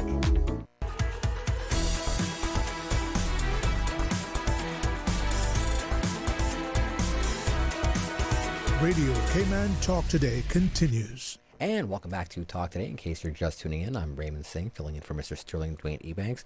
And a full house today, Miss Kimberly Kirkconnell, Miss Jenny Rivers, Mr. Brian Barnes, and Miss Gemma McLaughlin, wearing many different hats here, supporting the National Spelling Bee coming up next week, next Tuesday and Wednesday. Before the break, in case you missed it, we were chatting with Miss Kimberly and Miss Jenny about the logistics of the actual spelling bee next week. And now we want to flip the script over to our sponsors, because we have the Lions Club and RBC in studio, who have been longtime supporters of the spelling bee. Gemma, I'm seeing the hand from the Lions Club saying you're going to go first here in this conversation. He's being a gentleman. Brian, you're so courteus. He's being Thank a gentleman. You. You're such a gentleman. It was just a gentleman. And Chivalry he's like, is not dead. ladies first is what he was saying, right? I'm sure he was. Miss Gemma. Right. Thanks, Ray. Welcome to Talk Today. Yeah, thank you. Thank you for having me. Yeah, it's such a great, we love this. I mean, obviously we do. We've been sponsoring it for 25 years. So clearly there's a huge connection and a lot of support for this program. And so first off that is why? Why does RBC support this particular program? What is it? Well, I can't speak to why we first sponsored 25 years ago, but I will say for why we maintain it and why we continue to support it is because of our, our commitment to youth. I mean, recently we've gone through a whole strategy change in terms of where our community focus is, our corporate social responsibility is. And right now it's youth. And we really think obviously the youth are the future of tomorrow, and they are the new generation of leaders for the Caribbean. And so if you can set them up through things like the spelling bee, through sports, through whatever it is, to make them, we were just speaking about that right now, to think for themselves and be able to put a sentence together and to be able to really build that skill set and that knowledge, then we're winning, because that's what the next generation needs. So we have a lot of love and a lot of passion for the spelling bee, and it's great that it's continuing to happen. And I've attended a few, and trust me, I would not want to be one of those children. No, but it builds character. It builds character, the amount of dedication, perseverance, determination that goes into it really makes it such a great thing to go through and build your character. Just hearing you speak just now, I almost want to say, can you put on an adult version of this? Right? I would be a judge. I'm not going to participate. But someone has to nominate you to go into this, so it could be like almost I can nominate Gemma to go into this. Yeah. I'm good at articulating, but I'm not good at spelling. I mean, honestly, I'm glad that RBC is set up, because there's one thing we talk about, like supporting kids, but the way you've laid it out there, it's not just supporting a child by saying, hey, go do this. It's saying you have to be able to think for yourself. Right. I'm glad you actually brought that back up again. Yeah. Because it's so true. Yeah, we were just having that discussion, right? Like about technology and how it's taking away. I mean, it's great. What we said, it's a tool, it's not a crutch, right? Mm-hmm. And things like this, the spelling bee really enables children to think and to strategize. And I think they become much stronger people from going through things like either this or sports or something that's, like I said, building character. Yeah, it's putting them on the spot. Putting them on the spot. You said it. That there's lights, there's GIS filming, all the other kids are watching, and they're like, spell like a really random word that I'm sitting there going, I don't even know. I turned my head. I'm like, I would not even know how to spell that. And they just spit it off. Yeah, they have the confidence. They have the So yeah, I think it's really great for teaching fundamental skills. It is development. I completely agree. Mr. Brian, you're not getting away. I'm sorry. The door's locked behind you. You can't escape, so the questions are coming to you next. The Lions Club, you've been supporting this for quite a while as well. You support the secondary element. Yes. Which to some degree I think might be a little more challenging than the younger side. Yes. For the 2 years, the Lions have been involved in the spelling bee, and we're just there to give support, encourage teach the kids discipline, self-control, and let you know they have confidence in spelling, leadership. Because even one of our past spelling bee from the BRAC, which encourage them to be public speakers, they know what they want to do, they show it there, and just perfect example of growing up through the industry of spelling bee and learn how to read and different stuff. We had one of our past spelling bee persons, Nicholas DaCosta, who's actually a spell master 2 years ago when I was the vice president, and spelling was under me. And he was from the BRAC, and he did the spelling bee, and he was actually one of our spell masters. And also last year. Last year as well. Last year as well. He's been a couple of years now. Wait, Nicholas did the spelling bee back in the day? Yeah. Really? Yes. I So see. That's it's I love the like content. See the generation it's that just come helping the through. students to develop critical language skills. I don't know. I think he And it did works. primary and secondary, Yeah. So He's we, probably we, listening we're right glad now we going, Lions, "Oh, they're calling me Lions on are the here to radio." help. We're proud to be a sponsor, and for 42 years we've been doing it, and we'll continue doing it as long as we can. That's great. Now, has the Lions Club ever had a spelling bee amongst the Lions Club members? Along our members? Yes, maybe that's the next social night for the Lions Club members. No, Is our camaraderie goes at a different level. After meetings, our camaraderie goes at a different level. But myself as a Lion, for me to be in a spelling bee, no chance. I got, like I said before, I asked my wife and my kids to spell words to me. My fellow Lion Club members, how do you spell this?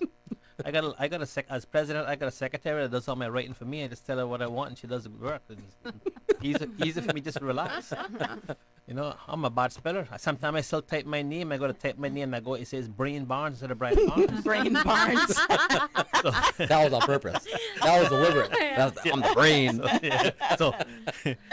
But we're happy. We're happy. We're proud to be a sponsor. So we'll continue doing it. Give the support all we can. I mean, thank you so much to Lions and to RBC, because in all fairness, with all there's the work that government does, there's the work that the parents do, but there's always that third arm that's out there, and that's just the corporate community that steps in to help. And so cheers to both of you. That's fantastic. Now will you both be out there on Tuesday and Wednesday? I will be there. I will be there. I have to be there. Have to be there. Yes, as Lions president, right. I have to be there. But you want to be there. But you want to be there. Because I like to watch the kids when they're spelling the words, and it goes, okay. Maybe I learned something. Yep. And I go, did they get it right? Did they get it right? Yes, they got it right.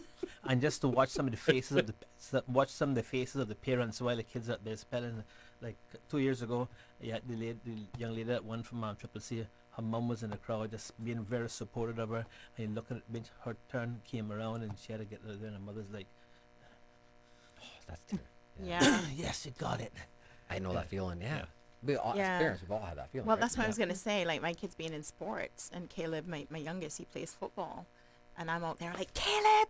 And he turns around the other day, and he's like, shh! Quiet. Like, stop it! So if my kid was in a spelling bee, I don't know. seen They'd you be like, Mommy, you can't do that. I have seen you as a cheerleader. I biggest one. I remember your cheerleader days. Right? I've seen you cheering up and down, right? Go.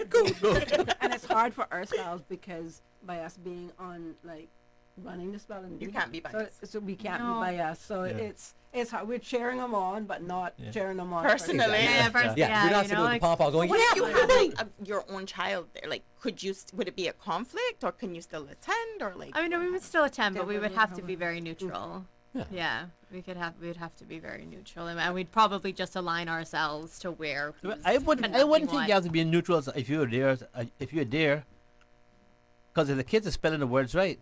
I mean, at the end of the day, it's in the kids' hands, It's in the right? kids' hands. Yeah, It's and not- we're not it's the not your judges. hands. The judges are a mixed panel between our sponsors and representatives from DS. We make sure there's that balance That's as well. great, okay. So no one can, say there's any potential bias. Yeah, there's You no can't go personal up there and go. You can't go up there and go. Okay, this is how you spell it.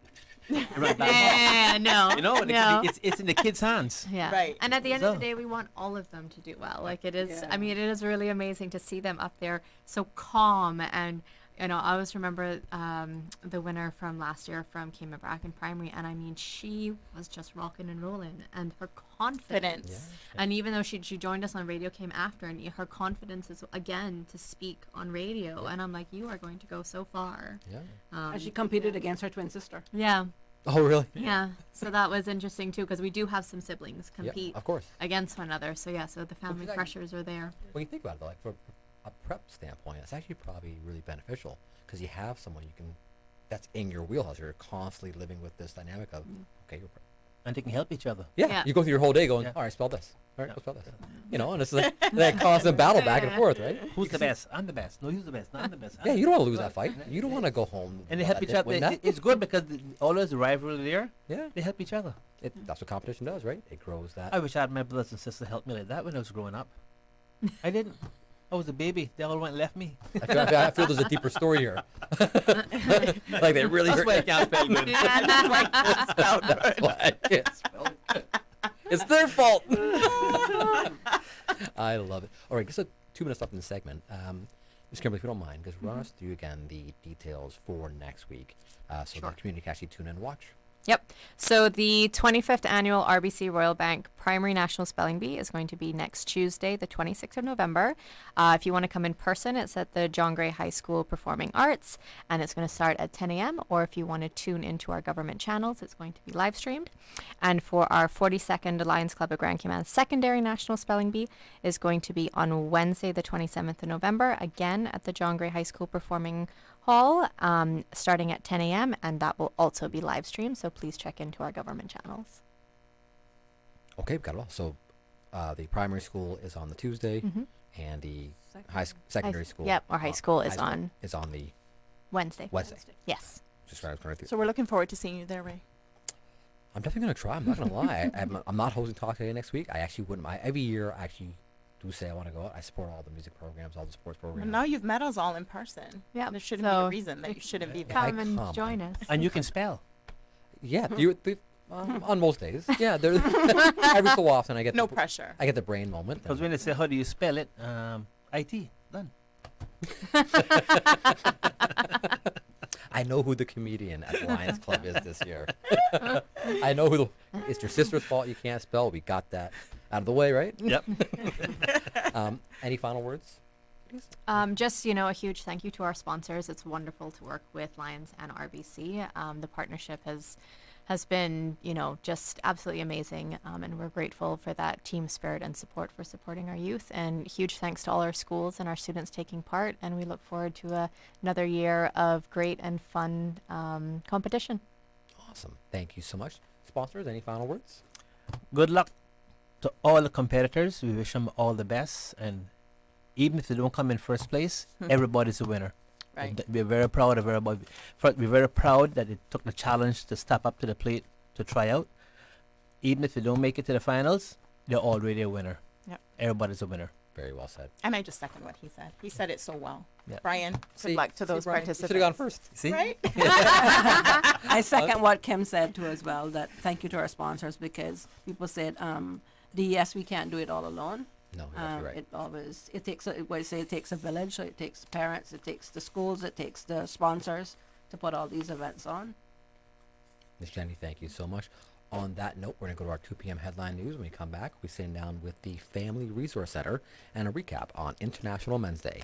Back with more talk today right after this. From Radio Cayman's newsroom, this is Headlines. The headline news is brought to you by Kirk Market. With a look at your latest headlines, I'm Jevi Ebanks. Sariba has issued a statement on the proposed 2% annual fee on foreign-owned real estate, emphasizing the importance of supporting healthcare for Caymanians and the long-term sustainability of the Cayman Islands. The group says the proposal, introduced as a private member's motion, has not yet undergone the consultative and legislative process.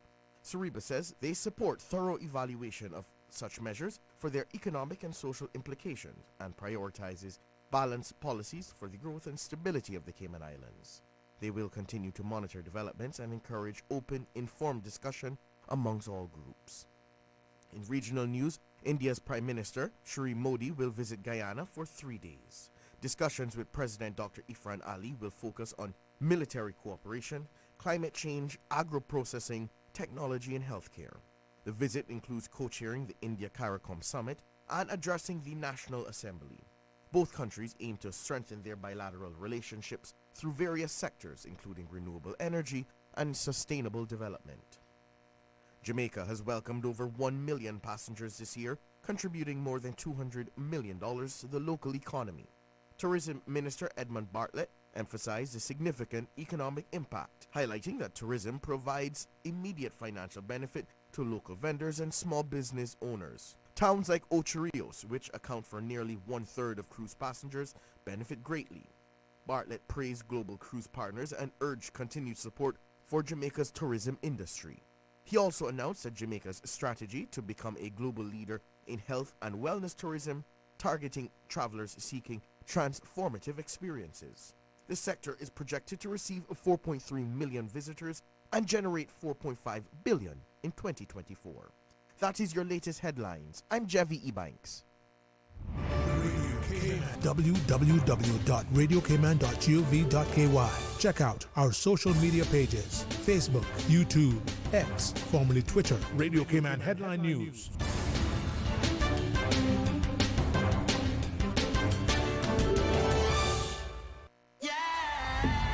36 world finalists from 12 countries, 3 winning teams, and 1 global competition. It's the 2024 Young Chef, Young Waiter, Young Mixologist World Finals. This November 22nd to 24th in Singapore, and the Cayman Islands is in the finals. Cayman's Young Chef Champion, Brittany Bodden, Young Waiter Champion, Steph McDermott, and Young Mixologist Champion, Cody Wright, will be competing for the ultimate prize of $15,000. Join us in cheering on our young professionals, tomorrow's leaders in hospitality and service, as they represent the Cayman Islands on the world stage. Supported by the Ministry of Planning, Agriculture, Housing, Infrastructure, Transport, and Development. This holiday season, let Kirk Market do the roasting so you can do the hosting. Visit in-store or shop online and order your traditional family feast, complete with classic roasted turkey and ham, all the tasty sides and trimmings. Let the chefs at Kirk Market be your holiday helpers so you can spend less time in the kitchen. Order online at kirkmarket.ky or visit in-store today. And don't forget to visit the florist at Kirk Market to find the perfect centerpiece for your table. There's no place like Kirk Market for the holidays.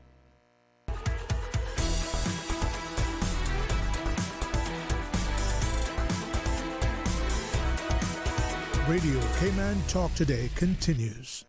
And welcome back to Talk Today. I'm Raymond Singh, filling in for Mr. Sterling Dwayne Ebanks. It's been a fun show today. We've had some music, we've had some spelling bee discussions, and now, since today is International Men's Day, we have in studio Mr. Andre Bailey from the Family Resource Center, who is the coordinator behind all of the events that take part on IMD.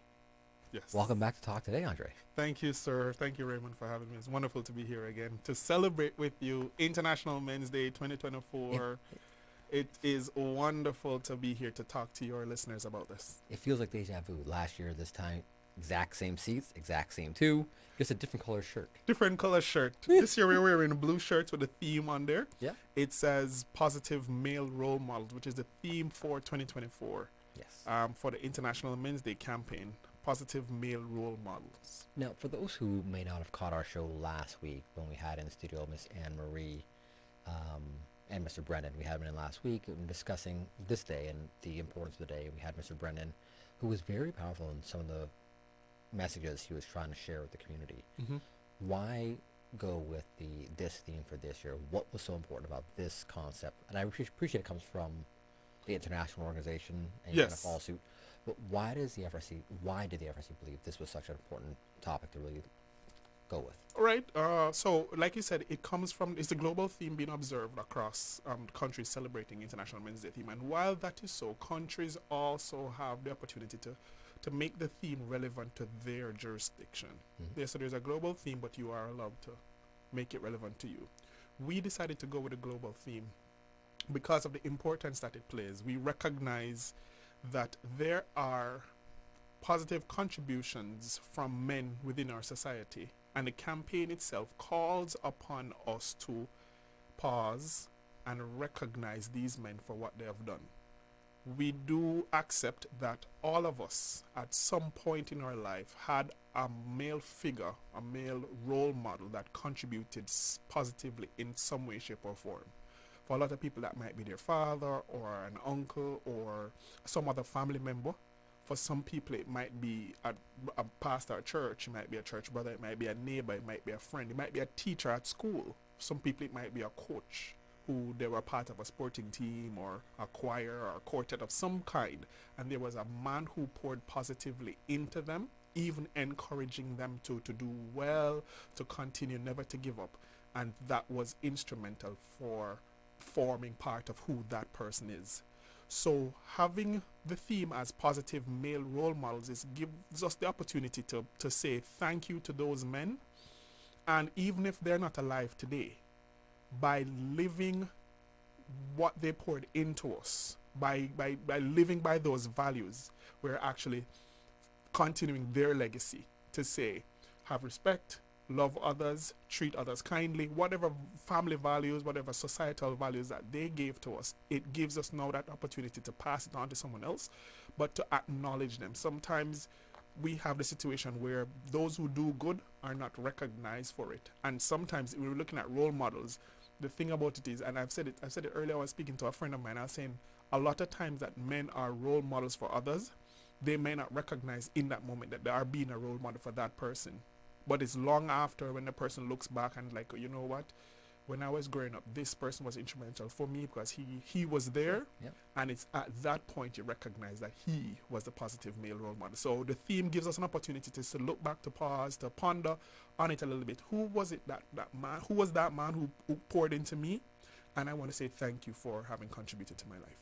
You know, it's such an important, and I truly, because I can look back at my formative year, like my dad played a very big role in my life. I have an uncle who played a very big role, my grandfather as well. A neighbor who was there when I was playing with my dog and would stop and say hi to me.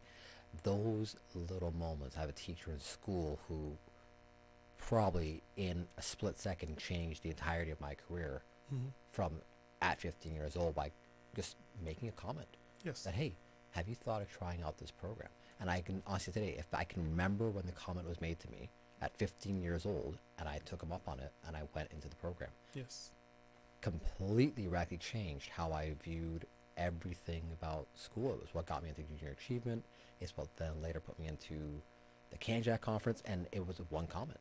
Nothing from my dad was there from day one. He's always been there for me, and he's a very strong model. But I look at Mr. Banks, who was in the studio today, and look at what he has done for the media and community in the Cayman Islands by virtue of starting Radio Cayman.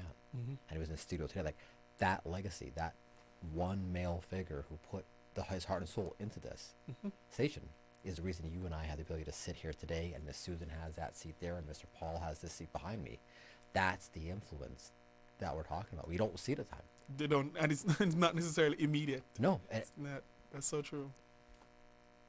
Well, So and I realize there's other individuals that, back in the day, Mr. Dunlop as well, but the voice of like that voice of engagement that Mr. Banks has brought into it is such an instrumental, not just a male voice, but just a voice there, right? And that's what this theme is about. Yes. It's those male models throughout our society who are shaping it without even knowing they might be shaping it.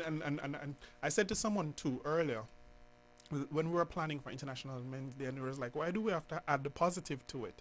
And I said, because the mere fact that the word positive is there, it means that there are negative role models as well. And whether or not we are trying to, children are watching. As adults, people around us are watching. And whether or not we are trying to model something is being communicated to someone else. It makes sense then that we put a conscious effort into what we're doing because someone else is reading that book that we're living. And by adding positive to it, we are highlighting that, yes, these persons have made the effort, and we must acknowledge and celebrate and honor them for that positive contribution. Well said. Now, as far as this year's IMD activities, we kind of went through the lineup last week, but if you don't mind, before we go to our break, run us through again some of the activities that are taking place this year, and then we'll talk about a bit about today in the forum and some of the conversations that took place today in the forum. Okay, sure, no problem. So we launched the IMD campaign on the 1st of November. So International Men's Day is 19th of November. That's the day. Here in the Cayman Islands, we have kind of expanded it over years. We have been expanding, so we have several activities across the month now. So we launched on the 1st with our social media stuff, posting on our socials. On the 15th, we had a Dress for a Cause event. And that's where we sell International Men's Day, official Men's Day shirt, like you said, a different shirt, different color. So we sell those shirts to support programming for men and boys. All proceeds from the t-shirt sales go towards programming specific to men and boys. And we encourage businesses and community groups and families and whatever organization or entity you're part of to purchase a shirt from us and to tag us on social media should you post those. But understanding that your contribution in purchasing a shirt is towards the programming for men and boys. So we had the Dress for Our Cause, the official one for us on the 15th, and we still are encouraging people to partake in that if they want to. We had the roundtable discussion yesterday here on Radio Cayman. We really thank you for supporting us and the campaign itself. And in the roundtable discussion, we spoke about the issues that men and boys face. The forum is today, the 19th. On the 23rd, there is the Domino tournament that we have partnered with Boys to Men, that entity through the high schools, and they have a domino tournament that they started last year, and it is the second year they're doing it, and we have partnered with them for that. On the 27th, we are hosting a webinar, and we have partnered with the National Drug Council, and that webinar will be understanding the landscape of adolescent substance use. So what does that look like in the Cayman Islands for our youth, for our young men, and how parents can navigate that space. And then we close out this year's campaign with the 3x3 basketball competition on the 30th of November. And I'm sure we'll talk some more about that after. No, that'd be great. Now, for those who may have missed yesterday's segment, what were some? I know I saw yourself and Mr. Lloyd and was it Russell that was on as well as you were leaving, but I missed the bulk of the show, so I didn't actually hear it myself. But what were some of the issues that were brought up that the community would absorb and say, okay, these are the issues that are affecting men and boys or fathers, whatever it might be?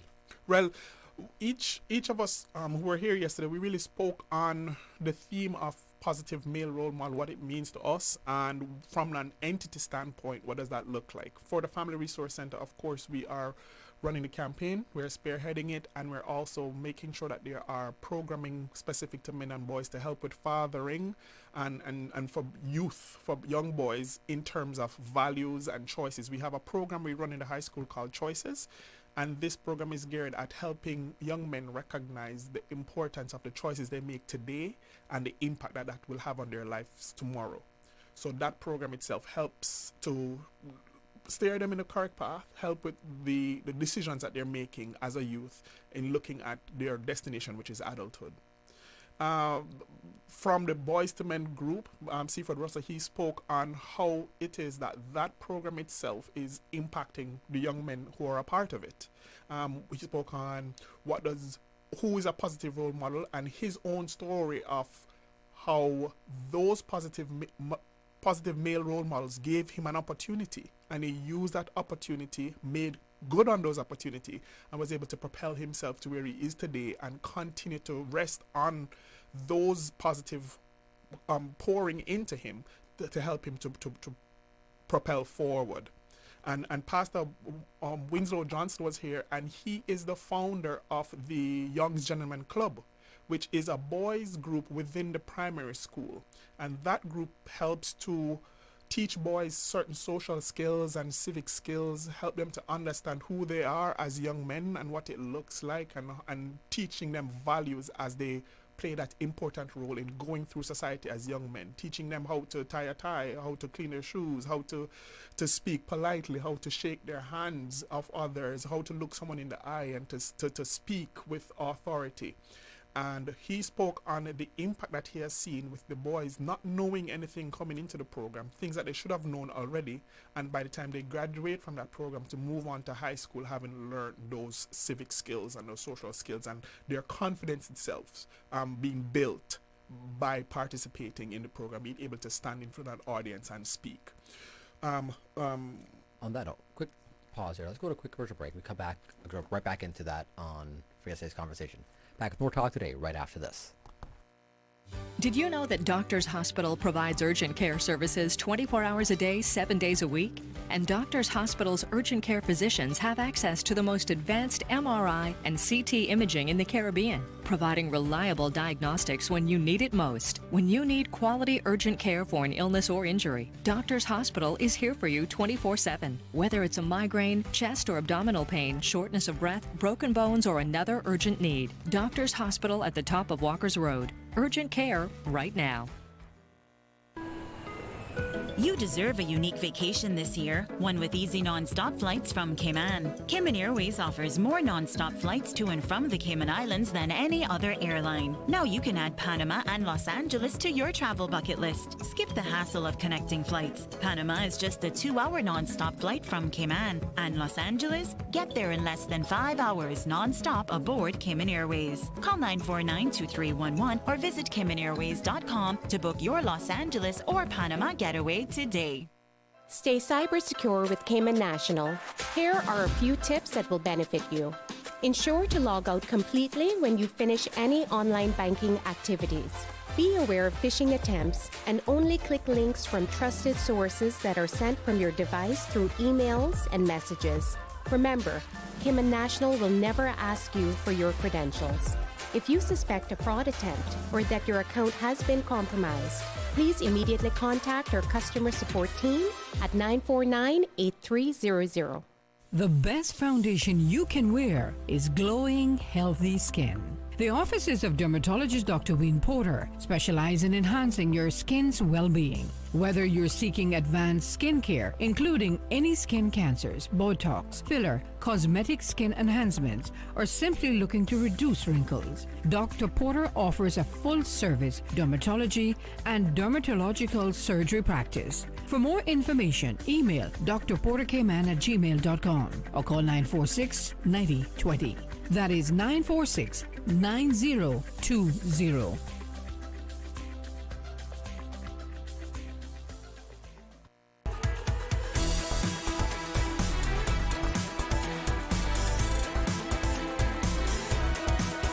Radio Cayman Talk Today continues.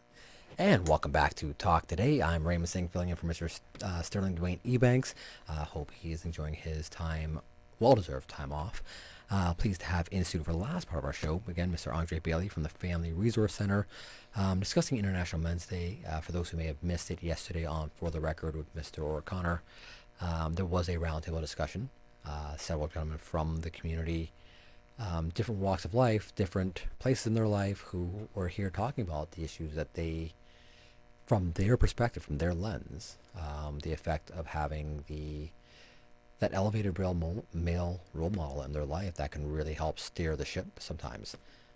Hence the theme for this year's IMD. So, Andre, back to yesterday's conversation. You had mentioned the pastor with the program in the primary schools about the Gentlemen's Club? Young Gentlemen's Club. Young Gentlemen's Club, yes. Right. And so he spoke on that and what he did, and if you, and I've seen the signs around the different primary schools. There's a poster that he had. Well, there's a banner on some of the school fences with the boys who were awarded as Young Gentlemen of the Year for their respective schools, and it's just to celebrate them, to celebrate that you have done well, you have put in the work, and you are being acknowledged for making the effort and taking the initiative to do that. So I'm really grateful to see that program happening from the primary school level, and if we should continue it and start there, then of course it filters into the high school, and we'll have a better society in the long run. The ripple effect, we hope, will it's the be ripple effect, positive. right? It's yes. It's the others, and I'm not. You know what? Let's jump to today. So you had the forum today, the youth forum today. Yes. So how did that go? We had the International Men's Day, what we call State of the Art Men and Boys Forum. This is the third year that we're doing this in a row. This year we targeted high school boys because of the theme itself, positive male role models. We thought when we were doing the planning for International Men's Day that it was important to capture the youth and to show them within our own community that there are positive male role models, even if you do not have one at home. There are men who have suffered or experienced adversity in their lives, and they have overcome those situations and are able to positively contribute to society. And that was wonderful. It was well attended. We had representatives from the Clifton Hunter High School, the John Gray High School, as well as SciFec, bust the boys in, and we had almost 100 boys in attendance for that forum itself. We had wonderful presentations, including from our Deputy Governor, Franz Madison, who spoke about his own experience, and he charged and encouraged the boys. We had different speakers who came in and spoke from their industry about what they had to overcome, some of the challenges they had, what positive role model they had in their own lives, and how they had to bounce back and to move forward and to make good choices in order to achieve what they have. And it was well received by the boys. Afterwards, a few young men came up to me and they shook my hand and it was like, "Thank you, sir. It was very good. I really enjoyed it." And that is the reason why we do what we do. And it was very, very rewarding to hear them say thank you for a program or a forum like that. Now, was there an opportunity for them to discuss issues that they find that affects them at their age of being in high school? No, it wasn't. Okay. It wasn't that type of forum. So there was no opportunity for them to share in that regard. We do ask the schools to set up within their own space, but this year that was not provided. What they did get a chance to do is to share their own takeaways from it. So after the speakers spoke, the boys were asked to share their own takeaways and some of the qualities that they would have identified coming from the speakers themselves as to who positive male roles are, and takeaways from the forum. What did they get from what these speakers said and presented to them? And they were able to summarize what they heard, what they learned, and share that back with the group itself. Interesting. Okay. It's interesting to hear how this is an area that I do tend to have a more passionate viewpoint than I do on most other areas. One being a man, two being a father, three having gone through much of the information that you've digested over the past 5-6 years with IMD. I would actually really like to hear, and if this is something that IMD can tackle next year, is in that same kind of forum, right? Where a place of comfort could be designed for these boys to actually discuss the issues that they feel are affecting them inside the school, like not leading to school to do that, because that is the place that is happening. That's the anxiety driven place. If you remember, think back to high school. Think back to being 16, 17 years old in a school that's a mixed school. It's not an all boys school. You're in school, mixed school together. You have 8 different subject matters you have to go through. You have a school bus you have to get on every day, and every single one of those zones. If I look back at my high school years, I set up these mental barricades. I had to go through this process of what I have to do when I get on that school bus, of how I have to manage myself, where I have to be. These little anxieties, and they kick in that high school years. I would like to hear from the high school boys here on how they find that. Like, what are the programs that they would hope to want to see in the schools? Do they want to see more basketball programs in their schools? Do they want to see more football programs in this? What are the things? Because because boys and girls don't communicate the same, right? So when I talk to the boys about what they want to see, what they feel the problem is, they'll usually come up with the solution. They won't actually identify the problem. They'll come up with the solution they think on the other side, because they've already processed that problem, right? And so they're going to come up with the solution, and a lot of times we feel like they're not answering and not being honest, but they've actually already thought this out. They've actually said, "No, hold on. Well, I know the problem. Problem is there's 5 bullies in that bathroom. I don't want to have to go in that bathroom anymore. So I'm going to go down the hallway. So I want another bathroom," is what they're going to say. They're not going to say there's 5 bullies hanging out by that bathroom that he's got to go through all the time. They're just going to say, "Can you build more bathrooms in the school?" Yes. Like, that's why I want that conversation of what the problems they might be facing is, like, by switching up to what are some of the things, what are some solutions you think you can then work backwards to help and them figure out the problems that are in the schools or at home or at sports. We have asked those questions, but it was through the Choices program, not part of IMD per se. Okay. So within the Choices program that we have, which is just a subset of the boys, last year we ran a program. It was 15 boys who were a part of the program at that time, and of course at the end of it we had an evaluation where we asked the boys some program about the program itself and about what they would want to see within their schools, and they would have given feedback in that regard. The International Men's Day Forum last year had the opportunity for the attendees to do that, but those were older men, civil servants and people in the public sector who were part of that. And then we had that discussion. It wasn't school-age boys at that time, so we heard it from older men But I'm hearing your suggestion in terms of hearing it from the boys themselves on a larger scale. So we Yes, have done it, but yeah. just not in a large scale. Okay, well, that's good to know. I mean, and good to know, like, just looking ahead, right? Because this is something I'm, one, I'm be very grateful. And I'll be very blunt and honest too. Looking back over the 10 years that I've known the FRC, I can honestly say this is the first year I've actually looked at it and gone, you know, it feels different this year. You know, and that's me giving you credit. Thank Not you. saying you didn't do a good job in the past. I'm just saying I know the work, I know the effort and the hustle you're having to put in behind the background that we don't see. And to see that IMD is doing what it's doing this year, and that's me being honest, great job. Thank you. We'll accept that, of course. No, it's true. It is true. It is a campaign. You're like, coming from you? That was like gold. No, it is a campaign that has not, over the years, we have been trying to do more. Like I said, it only started Which as is a why, day. yeah, yeah. It only started as a You day. blossomed it. And now we are at almost a month's worth of activity every week. As a matter of fact, on Thursday, we are going by Cayman Brack to have That's right. the 6v6 football competition over there. We did it last year, and this year even bigger and better than last year. So we're going over Cayman Brack to host that competition. And last year it was wonderful having the young men come out, having the parents come out at the Cayman Brack Sports Complex to watch the boys participate in the competition itself. And this year we're doing the same thing. So we're inviting the Cayman Brack community to be there with us on Thursday evening at 5:45. We are going to be at the Cayman Brack Sports Complex for the International Men's Day six-a-side football competition. That's awesome. That's this Thursday. That's this Thursday, yes. Well, I'm glad. And I think if next year you can actually take on that discussion of trying to look at that broader conversation with boys and reframing it into the language of solutions. Like, yes. What is it you would like to see? What is it, your idea? How would you make the world a better place? Something as simple as that very broad question can garner so many, because they're going to look at it through their world, their lens of the world, not our lens of the world. And how would you make the world a better place can very well mean. And that's very, very important. That's the inclusivity part. Yeah. That's But if you work that language backwards, right, it gives you that opportunity to look at what they're saying and then work out what the problems are. Yes. And then from an adult perspective, being able to having a conversation between yourselves and youth services unit and education and Department of Sports and the broader government, the broader corporate sector, say, okay, hold on. These are the problems that we're actually seeing now this is firsthand coming from those who are experiencing it. Yes. How can we actually, as a roundtable, come up with better solutions to help?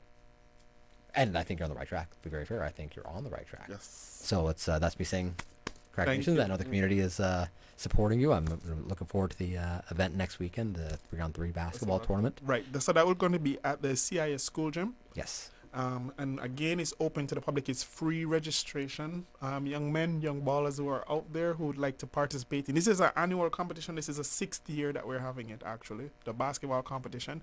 And for the next 2 weeks, there's gonna be a lot of basketball on island, and we are encouraging persons who wish to be a part of it to register with us, frc.gov.ky. Contact us 949-0006 and have your registration done. It's all online.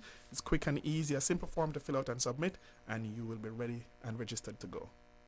Andre, thank you so much again for coming in. I appreciate it. I know you've been a very busy day. You're jumping around everywhere, but you took 30 minutes to come in and talk to me, and I genuinely appreciate it. Thank you so much. Thank you, too. All right, on that note, we do need to call it a wrap for today's show. Thank you again to all of our loyal listeners out there in Radio Cayman Nation, including Miss Ora, Mr. Banks, and Mr. Ackman, who were here earlier this afternoon, the folks from the Ministry of Education in regards to scholarships and spelling bees, and of course Mr. Andre and the Family Resource Center for all the work they're doing for International Men's Day. On behalf of the entire Radio Cayman family, have a very happy Tuesday. I'm Raymond Singh, and God bless.